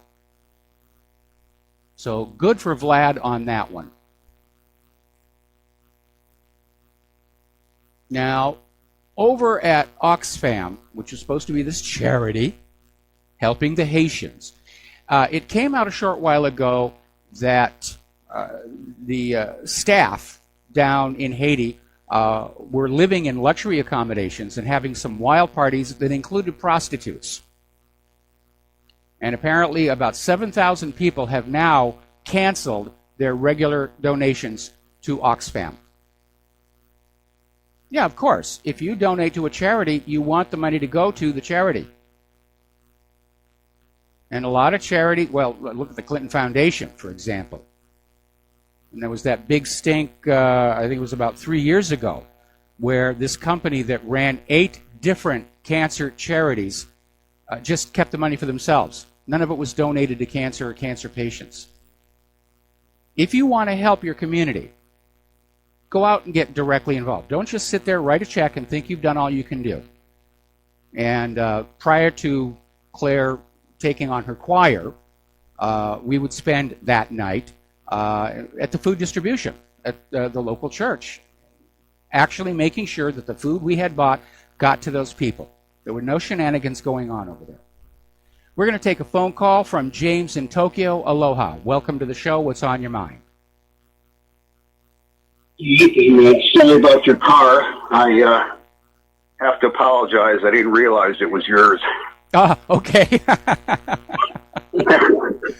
Well, listen, as long as I got you on the line, could you send me back my my night eyeglasses? They were in the driver's side door pocket, and I really do need those. You got it. Hey, you sound a lot better than last month. But to make sure that you're the real Rivero and not a Russian clone from Chaos, please respond to the following code. It sometimes rains in Tokyo. But anyway, I want to talk about the Florida shooting.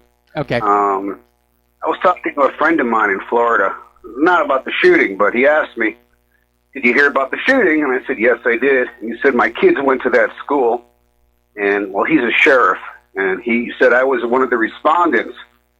And I asked him, I saw on the internet and stuff that one of the students said that they were walking with the shooter, and she heard gunshots, and another person said multiple shooters. What do you say about that? He said it's all BS because the school. I said, how do you know? He said because the school had it all down on video. So he kind of put that thing to rest. Well, we haven't seen the video just yet. And, we have seen the video of the girl saying that she was talking to the guy. We know that this David Hogg, who's the darling of the corporate media, apparently his father's an FBI agent, his mother's a VIP at CNN. In fact, somebody just sent me some photos of this kid actually at CNN, walking around with the plastic tags and everything. So apparently he's looking at a career in the corporate media already. Well, I'm just telling you what my friend said, and I've known him for 34 years. He's an ex-Marine, really honest guy. And that's what he told me. So, he said he saw it. And I don't know why the media hasn't mentioned it, but I'm sure it'll come out. I guess they don't want to show everybody it because it's so terrible. It was actually so bad. My friend said, tomorrow I'm taking off and from work. I'm just going to go fishing. It was really bad to see. So, bad stuff. Okay. But I just want to let you know. And I'm glad that you're feeling better, and I hope Claire gets better. Me too. All right, take care, Mike. All right, thanks an awful lot. Yeah, unfortunately, because of that gigantic pothole, it was big enough to have an echo.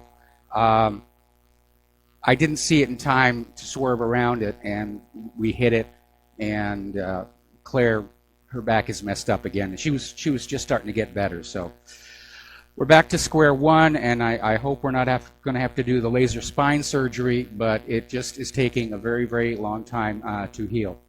All right, getting on back to the news, and the phone lines are open, 800-313-9443. It's February, as you already know, and down under in New Zealand, it's snowing.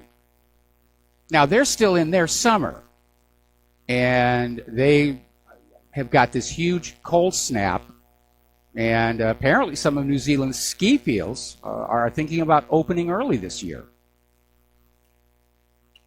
Human-caused global warming strikes again. Now, Delingpole is out there with another article. This is over at Breitbart.com. And once again, the National Oceanic and Atmospheric Administration has been caught cooking the books on global warming. Well, they're not cooking it in the warming side. What they're doing is they're leaving out some of the extreme cold and snow that we've been going through this winter, and basically trying to change the lines to make it look like if it isn't getting warmer, at least it's not getting colder.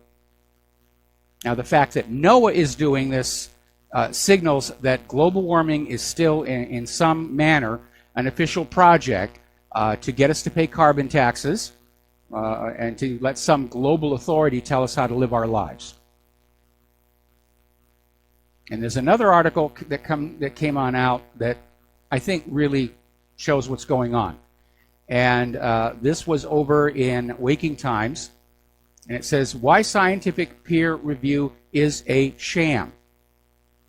And it talks about the fact that originally peer review was a means of validating scientific theory. You would do your experiment, you'd write your report, it would be sent to a publication, they would send it to a group of other scientists who would say, and say, check this out, look for mistakes in the numbers, and give us a review.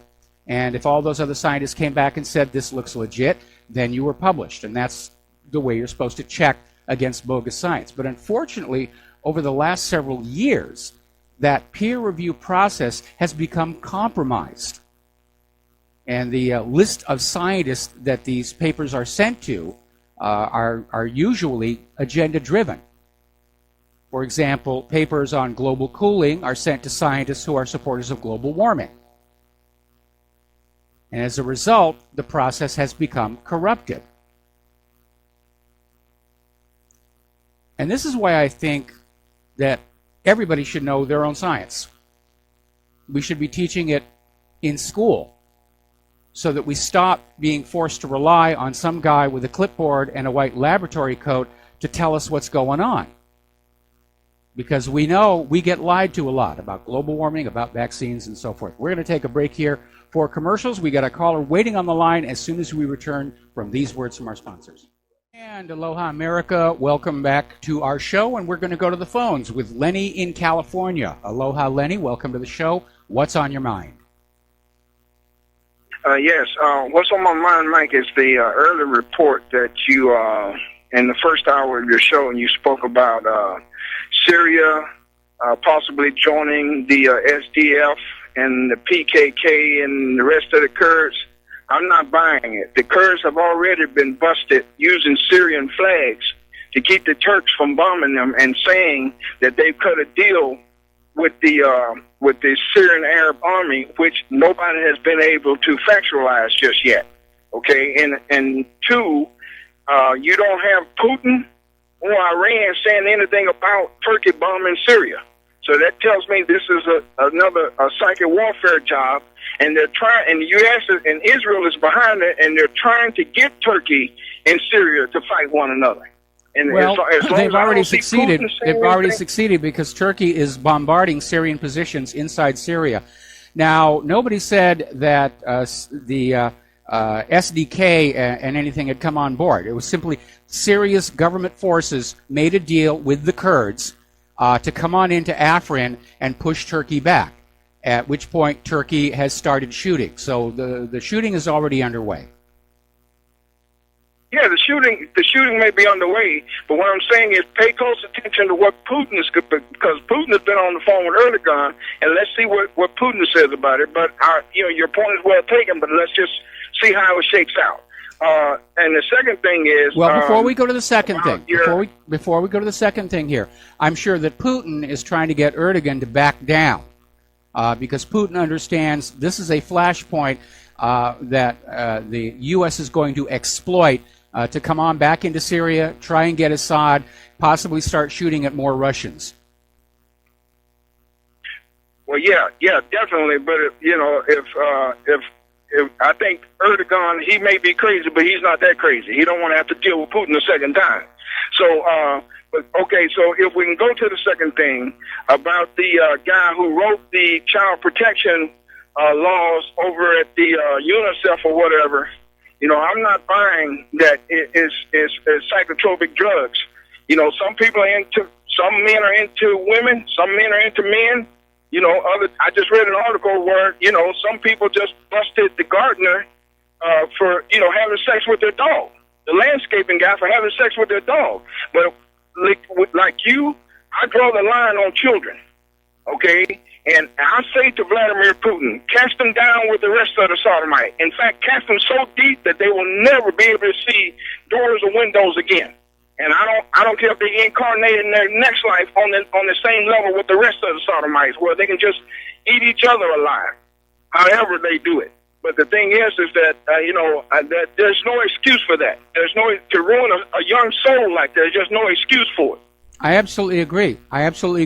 But I still think it's legitimate to ask in all of these cases of this bizarre behavior if, in fact, prescription antidepressants represent a contributing factor. Anyway, Lenny, we got to let you go. Got to do station ID, and we'll be back with another phone call after these few words. Aloha, America. Welcome back to our show, hour number 3, and the phone lines are open, 800-313-9443. We're going to take a phone call now from Jeff in Georgia. Jeff, aloha. Welcome to the show. What's on your mind? Michael, good to talk to you. 3 quick points, if I could. One, the caller just called in about Parkland or Florida, about that mass shooting. It didn't happen. Michael, to me, that is Jewish psyops at its optimum. All of these shootings happened. There, Las Vegas, Sandy Hook, they all happened, Michael. And they're trying to tag you and the listeners with lunacy. 2, fiat system, fiat money. Money doesn't have to be backed by anything. You just have to control the quantity. The greatest monetary systems that I know of was early Pennsylvania. They printed money. They controlled the quantity. England, for 700 years, 700 years, had the tally stick. It was based on a piece of wood that the king controlled the quantity of money. 3, tariffs. Tariffs are good. We have to employ African Americans, Hispanic, white. The only way we're going to build this economy where we are self-sustaining is we make our own products. Okay, we have 12 million people in manufacturing. China has 100 million.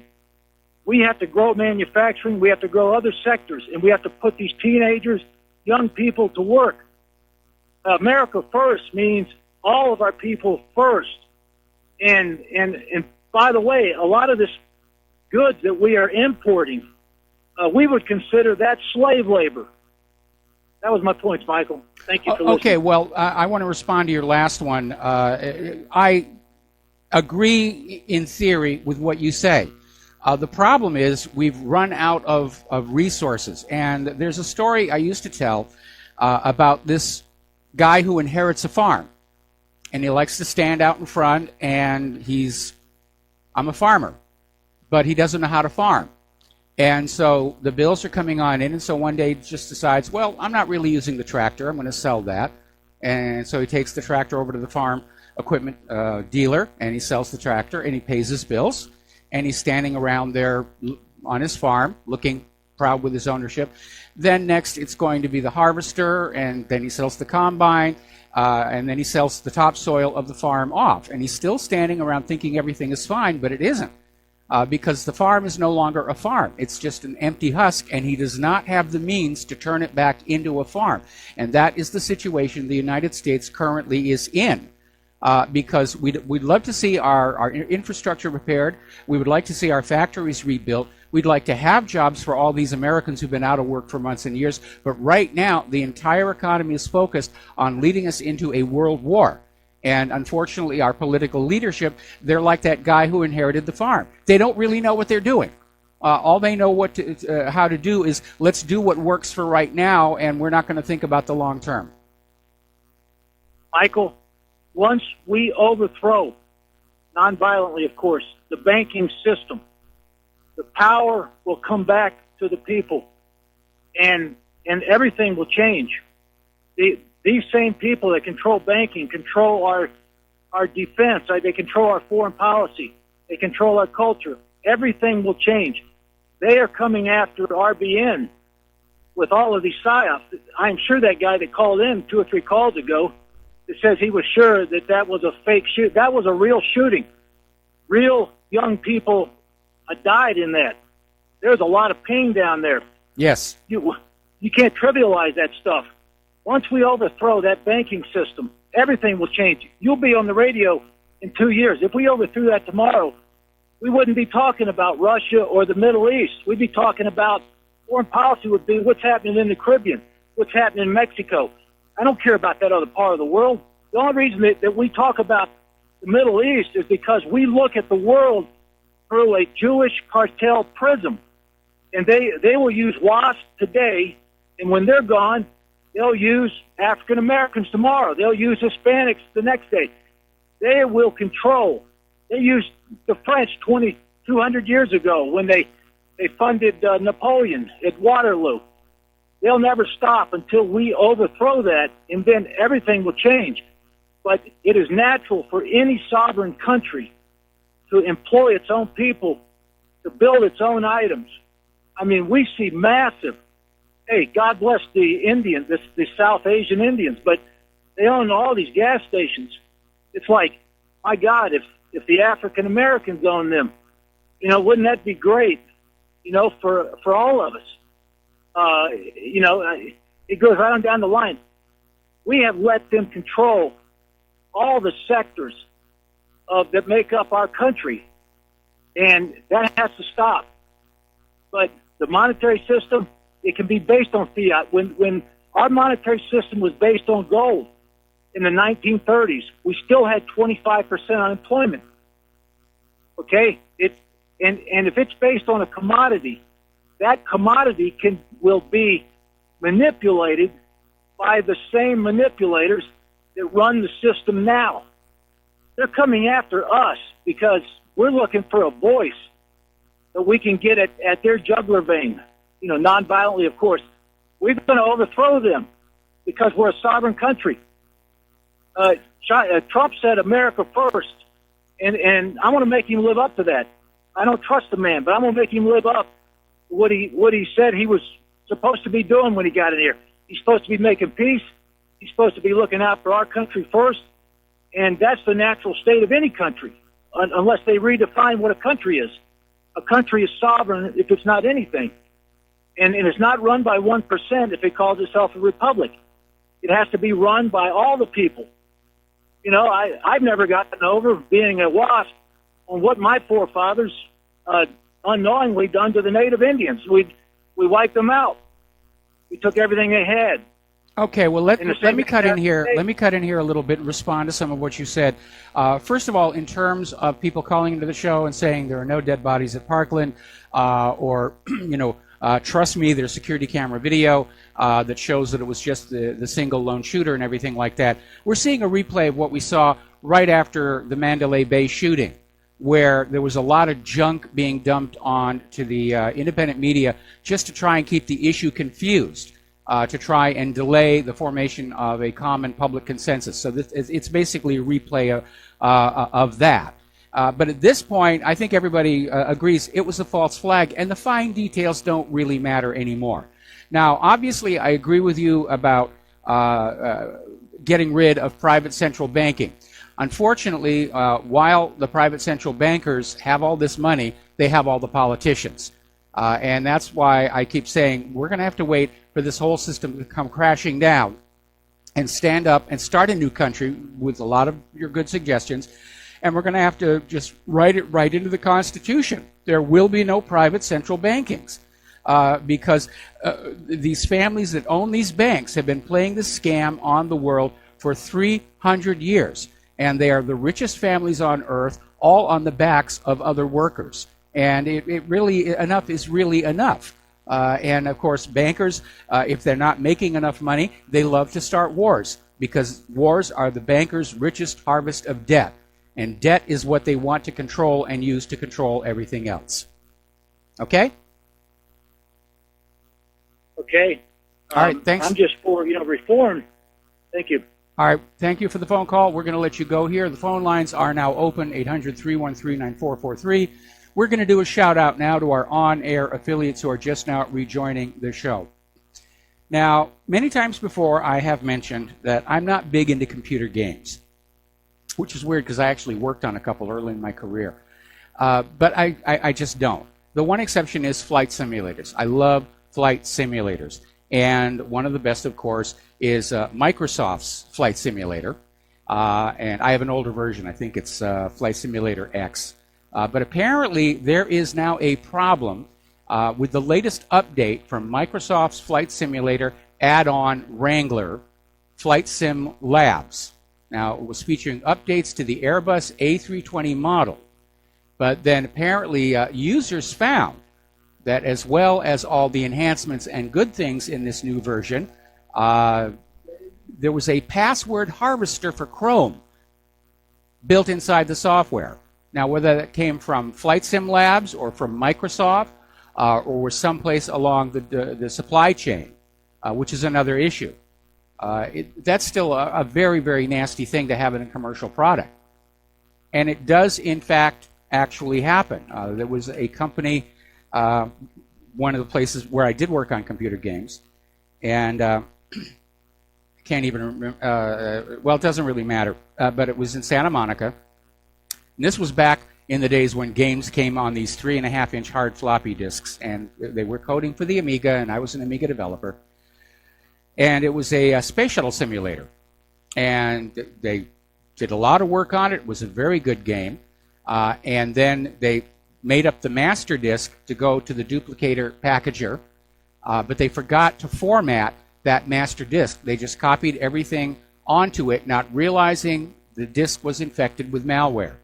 And so it went on out to the customer base. The customer's base's machines got infected and drove the company right out of business. There have been allegations that the distributors of software get compromised, that they get hacked into, and regular professional higher-end software gets something added to it just prior to the duplication stage. So it's out of control. Cybercrime is completely out of control, and no, it is not the Russians.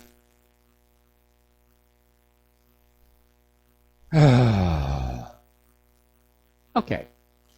Apparently, Samsung has provided confirmation that iPhone X sales are way below Apple's estimate for the much-hyped 10th anniversary special. And the miscalculation could end up benefiting Android owners. Now, first of all, this is a $1,000 phone.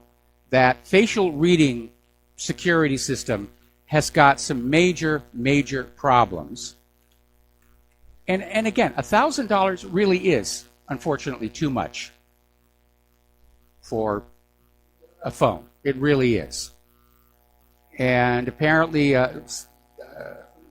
news of public demand for the $1,000 phone is falling far short of expectations. And apparently, it really showed up over the Christmas holidays, where Bloomberg reported that what was supposed to be an initial order of 50 million units had been reduced to 30 million. But Apple may have downgraded demand estimates even further. And the Nikkei now confirms that Samsung, Apple's panel supplier, is cutting production in response to Apple's lower expectations. They made it too expensive. In this economy, you can't do that. Apple's business model, in fact, the business model for the entire computer and software industry is new everything every 5 years. Money, money, money, money, money, money, money, money, money. And in a healthy economy where people have got disposable income, yeah, they can treat themselves to the newest and latest, greatest version of their cell phone, even though the old one is working just fine.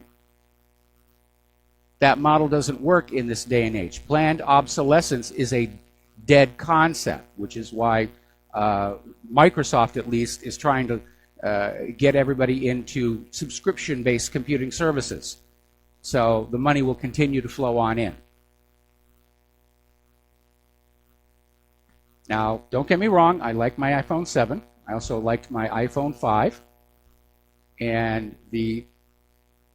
But the only reason I upgraded was Claire destroyed her phone by accident. And when we went on in to the AT&T store and said, we need a replacement, they basically said a deal. You can have these for all this. And our phone bill actually went down, and we got 2 free iPads with that, so I can't complain about that. Now, article out of Investment Watch blog. Apparently, fast food robots are appearing in restaurants in larger numbers.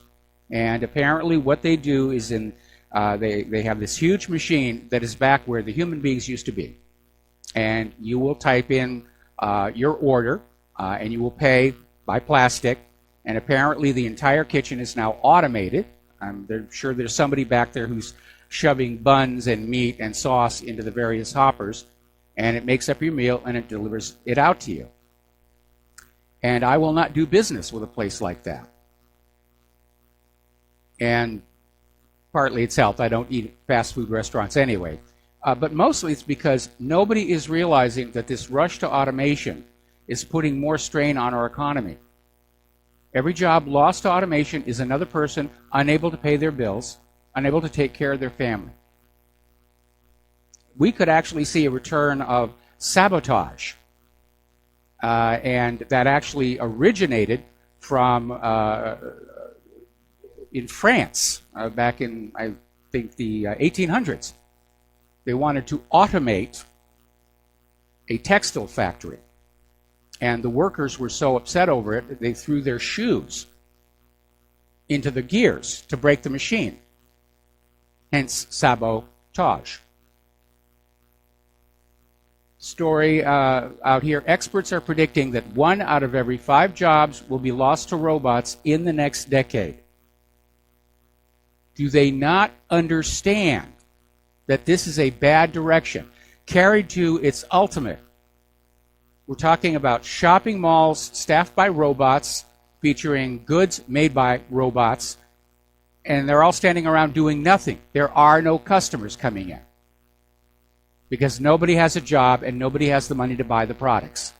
The whole system will grind to a halt.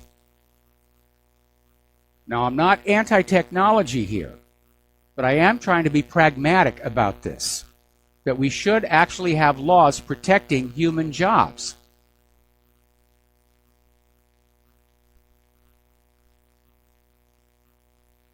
I used to think the decade of greed was over, but apparently it isn't.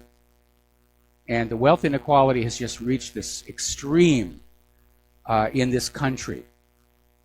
We're still the richest country on earth, but all that wealth is concentrated in the top 0.1% of the population. People who can buy an entire island out here in Hawaii, while we have 8,000 homeless people on this rock. That shouldn't be working. Now then, Apple has finally released a fix for the devastating text bomb bug. So you might want to run the update on your iPhone. And apparently the bug was uncovered last week, and it crashes apps that display a letter from the South Indian language Telugu. And typing or receiving a message that contains that letter causes messaging apps such as WhatsApp and Gmail to crash. If the symbol appears in a notification, handsets can get stuck in a boot loop, endlessly restarting without booting up. I wonder how they goofed that one up. But the fix is out there for your iPhone, so just hit that update button and get that taken care of. Now, as you know, there are a lot of white hat security researchers, and that's what they consider themselves to be. Companies that will basically look for problems in software, and they will publish reports on them. And you would think in a common sense society that you would have the computer and software companies rushing to fix the problems. I mean, most of these companies have pretty much fired off their quality assurance staff, and they wait for the users to complain before they fix something. And then you have tech news sites like CSO and Ars Technica that are out there putting out these reports to the public. And apparently the computer companies are not happy about that, because people are looking at these websites and saying, maybe I shouldn't buy this particular machine or that particular piece of software. And so apparently Steve Reagan, who's a staff writer at CSO, and Dan Goodin at Ars Technica were named as defendants in two separate lawsuits. Now, the cases are different, but they have a common theme. They are being sued by companies covered in articles they wrote. So that apparently is the new approach to computer and software problems by the computer and software makers. We're going to sue the people who point out the problems.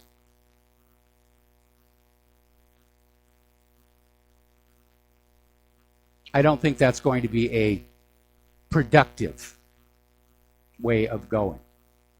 But again, computers and software are indemnified against civil lawsuits. You can't sue them. Same with vaccines. And now, apparently, according to the story we had just yesterday, they're expanding that to other major corporations. They're making it more difficult for ordinary people to sue corporations who put out crappy products. We're going to take a break for commercials. We'll be right back. And aloha, America. Welcome back to our show here. And a member just posted a story to what really happened called Trump going after Obama after Department of Justice hands down indictments that tell everything. Unfortunately, when I click the link, the website is showing a database error. And let's see, what did we go? Oh, I found it in another source here. Yeah, apparently Trump is taking on Obama for not taking action against the Russian election interference. That's where Mueller really messed up, because his indictments against these 13 Russian nationals puts the responsibility for their being in this country and engaging in this fraud right in the middle of Obama's administration. And supposedly Obama knew what was going on and did nothing about it whatsoever. Getting on back to computer news here. This is a major Bex alert, and to nobody's surprise, it's coming out of the Washington Compost. North Korea poised to launch large-scale cyber attacks, says new report.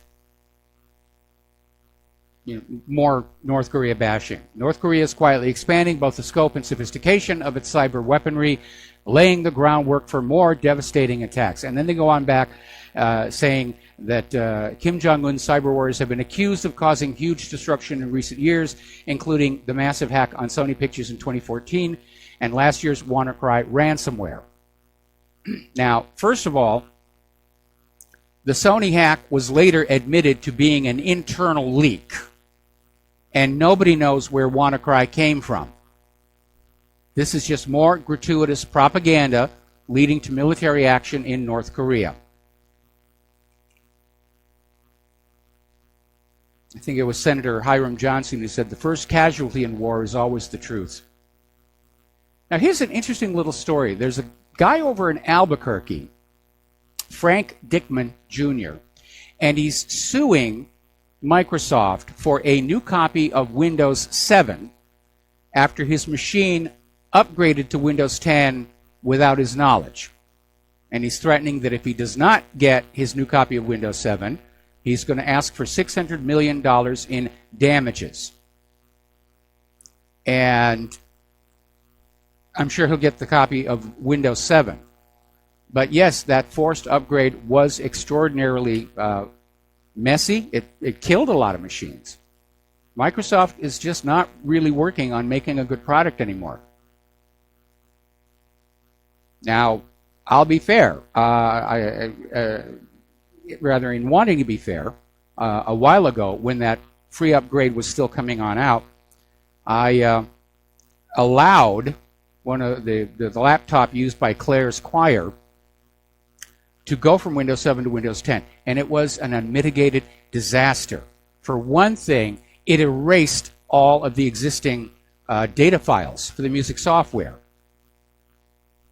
And I don't mean just put them in the trash bin where I can recover them. I mean, they were just gone. And Windows 10 is just a pain to use. Now, I do have a newer Windows 10 machine, which I'm going to be putting into service here in the studio. And because it's only going to do one thing, I'm not going to have to deal with the interface. But it's so difficult to use. That little panel of tiles with all the flashing ads, I wish I could figure out how to turn that off. I don't even know what they call it.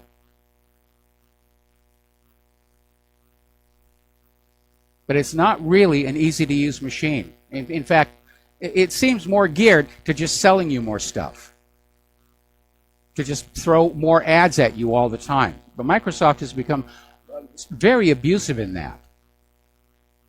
And they really ought not to do that. I worked in advertising for a lot of years because in the early days of computer animation, only commercials could afford the high dollar per second cost of computer animation.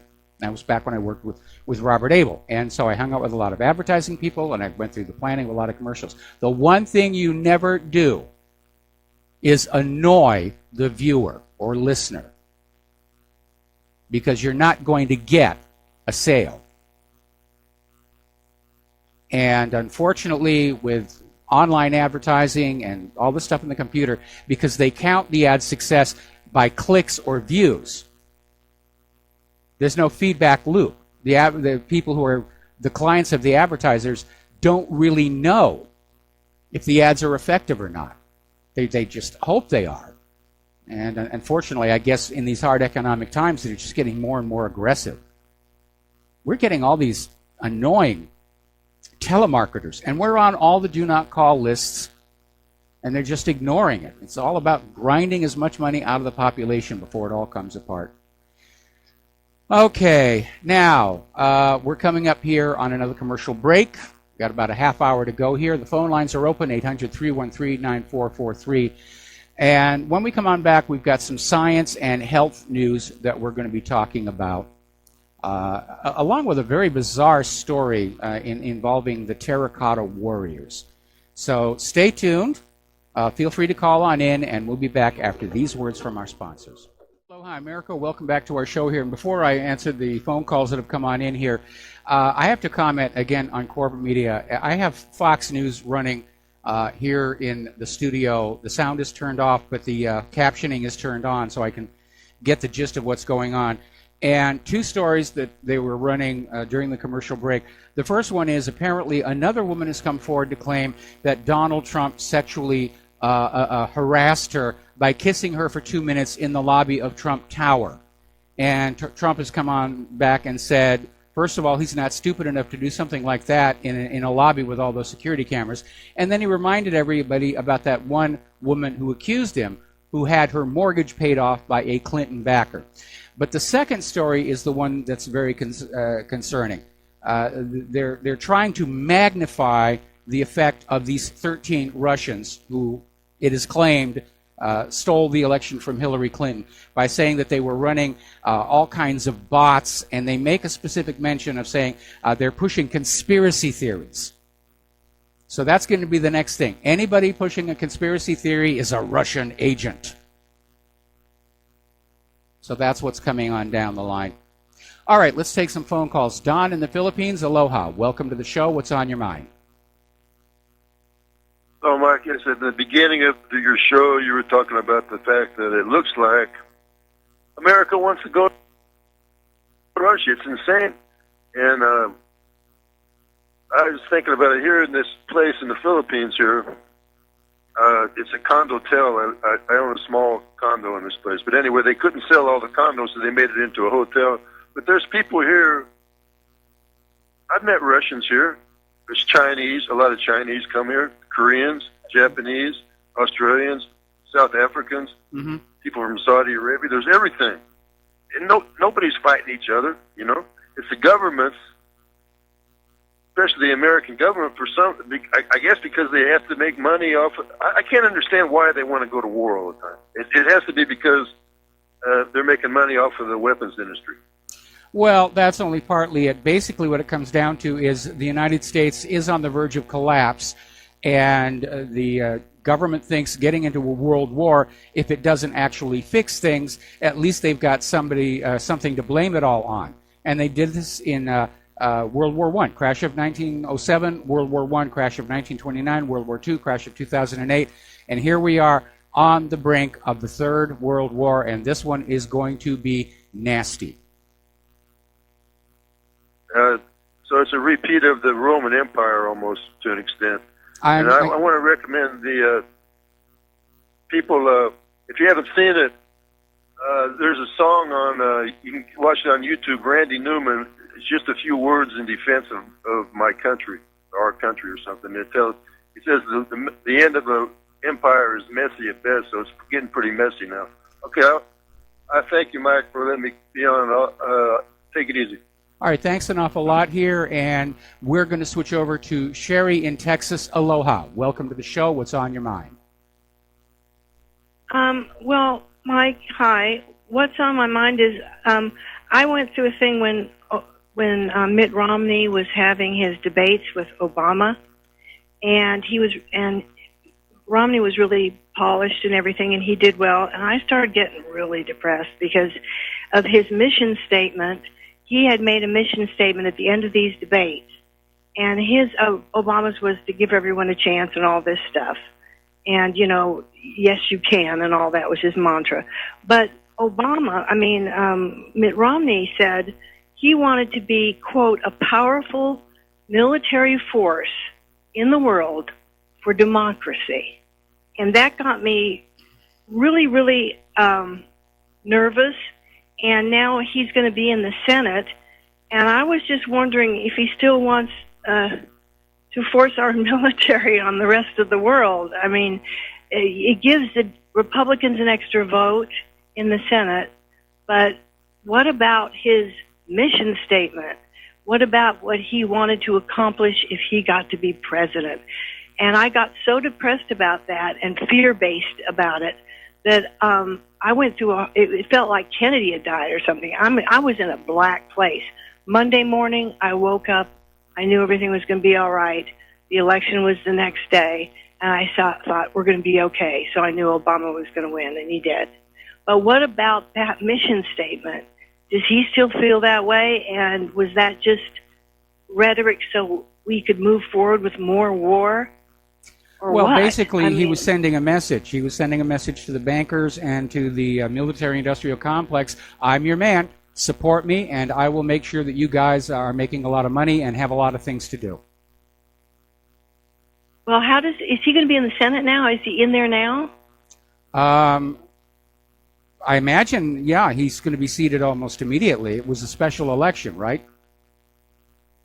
I don't know all that stuff. No. I haven't been following that. I've been following other things, but not that. All I remember is how he felt when he was running for office.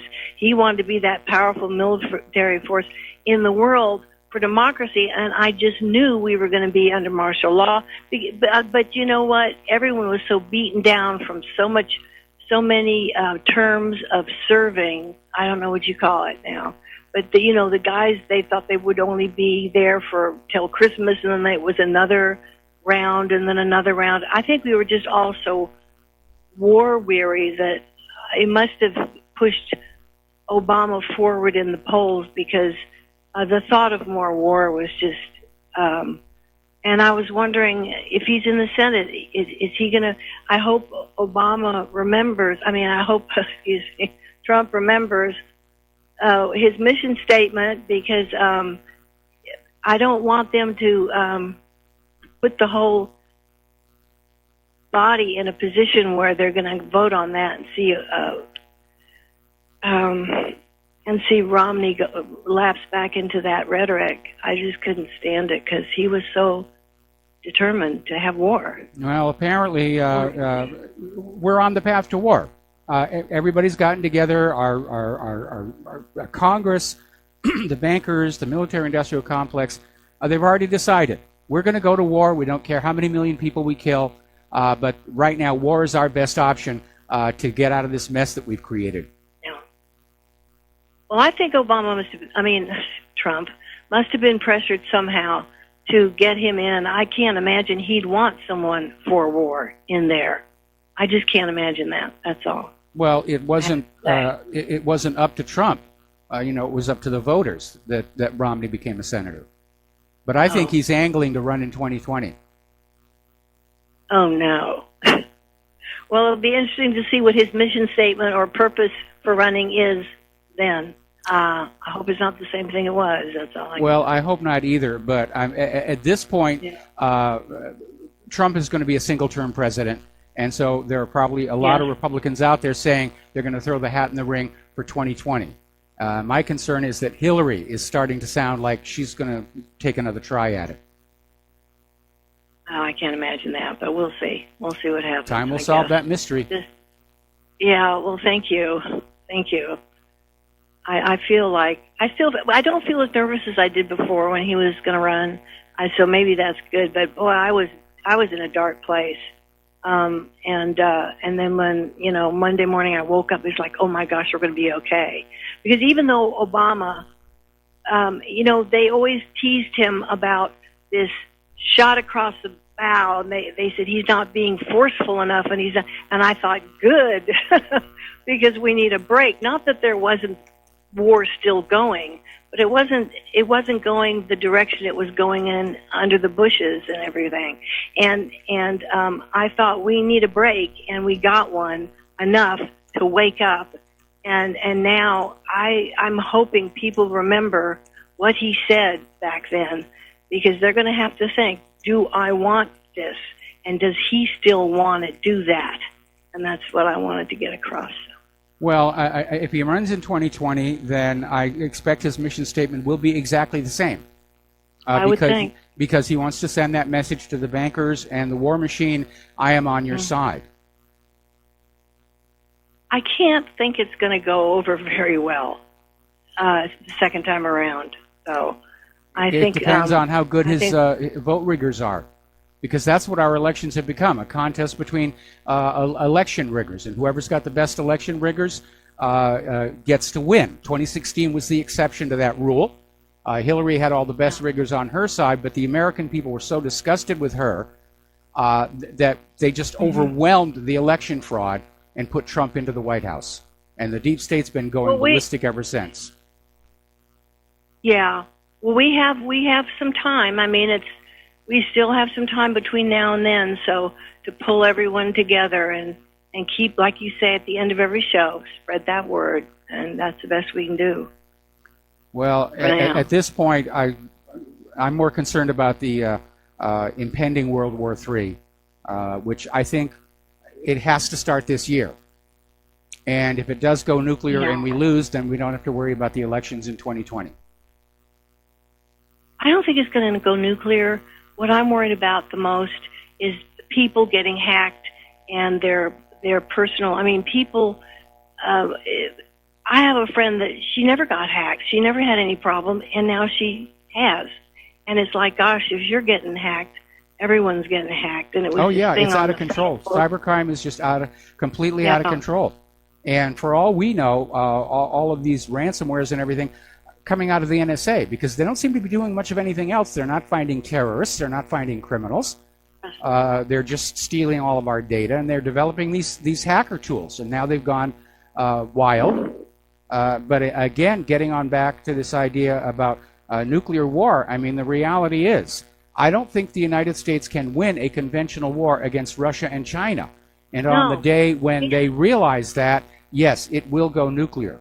It may even happen sooner than that. We ended World War II with nuclear weapons. We might start World War III with nuclear weapons. Remember, a couple weeks ago, there was this report coming on out about how insiders in Washington, D.C. were concerned because there was actually talk of just hauling off an unprovoked first strike nuclear attack on Russia and getting it over with.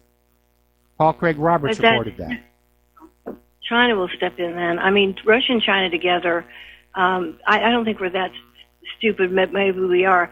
But isn't the cyber attacks, isn't that a form of war too? Yes, it is. If they hit people and they hit the industries and things start shutting down and, well, it's going to be an interesting tax season to see how many people can survive having to go online to get their taxes and giving all that information out. We'll just, I think there's going to be a lot more cyber stuff, but because that's a clean war, in a sense, but it does disable everybody too. So I don't know.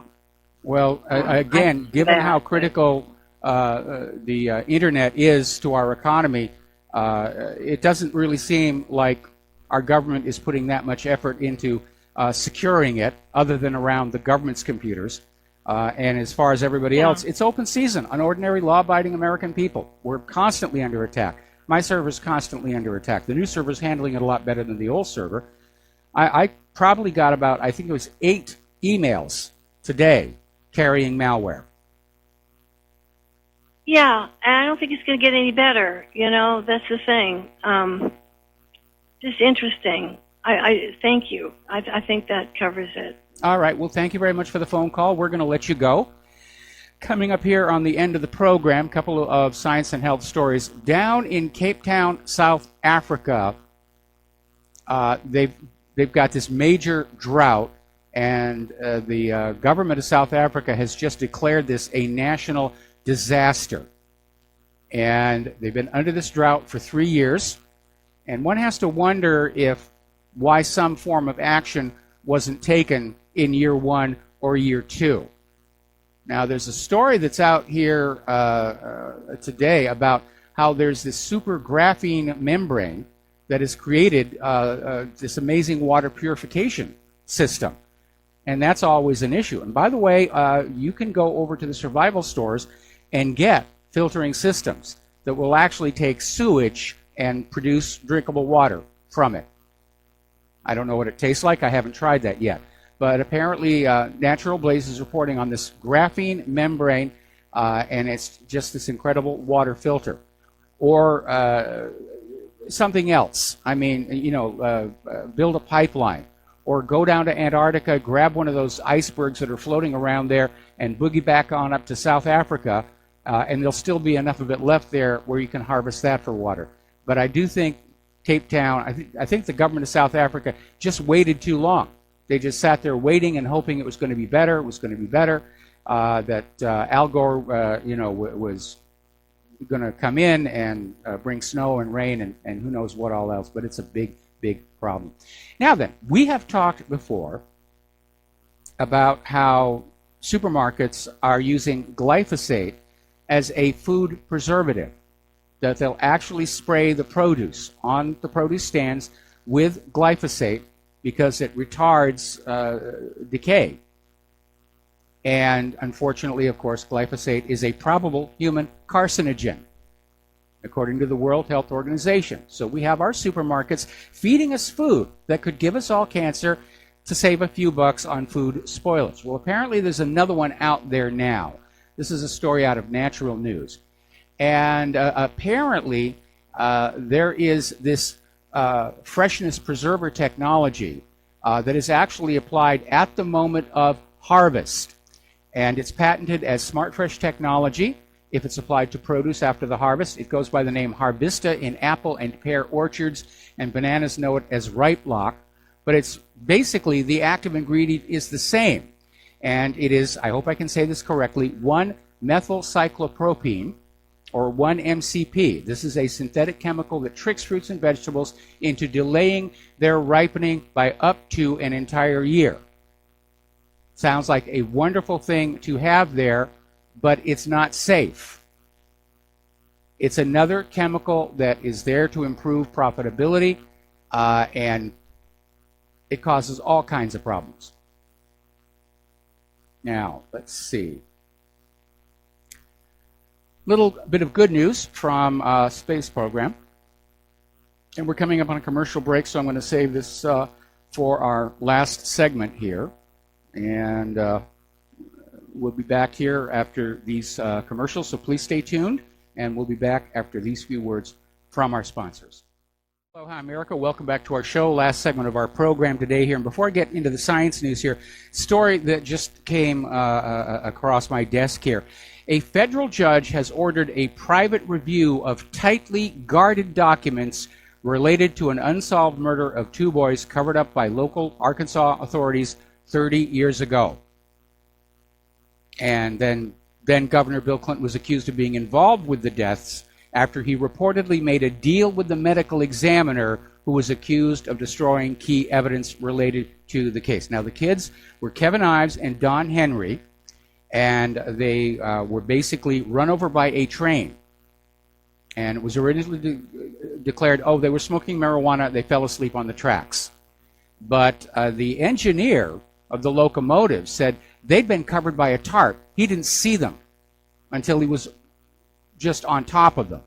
And the rumors were that these boys had witnessed a drug operation allegedly tied to Clinton and the CIA. It became known as the train deaths. And the mother of one of the boys, Linda Ives, has never let up on the case.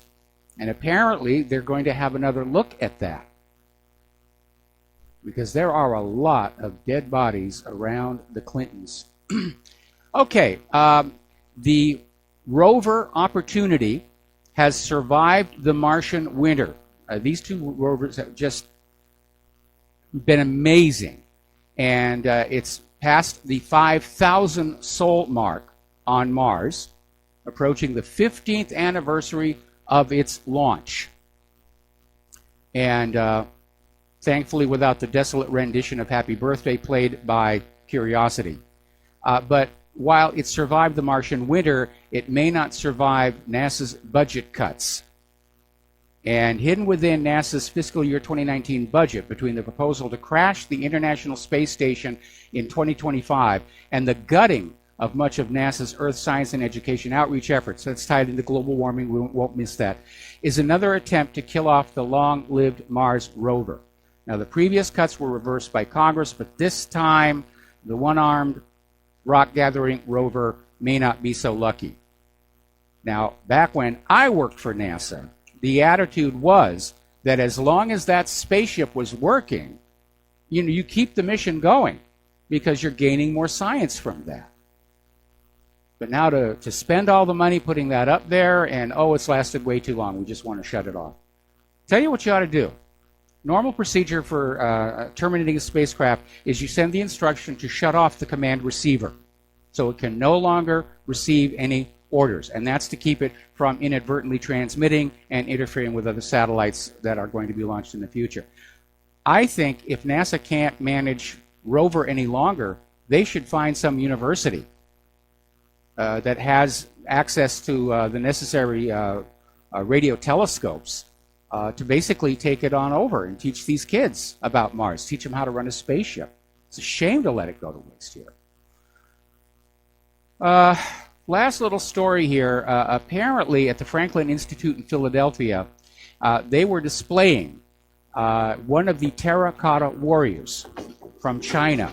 And an American went on in, took a selfie with it, and then decided he was going to take the thumb as a souvenir. But they caught him at it. That's a terrible thing to do to an antiquity. There's the music. Time for me to get on out of here. Stay tuned for John Stanley's program. I'm sure he's got lots of interesting things to tell you. Please take what you learn here and share it with everybody that you know, especially related to the FISA warrants and all this other propaganda nonsense that is just being showered all over us. We are the most lied to people on the face of the earth. We'll be back tomorrow. Aloha, America.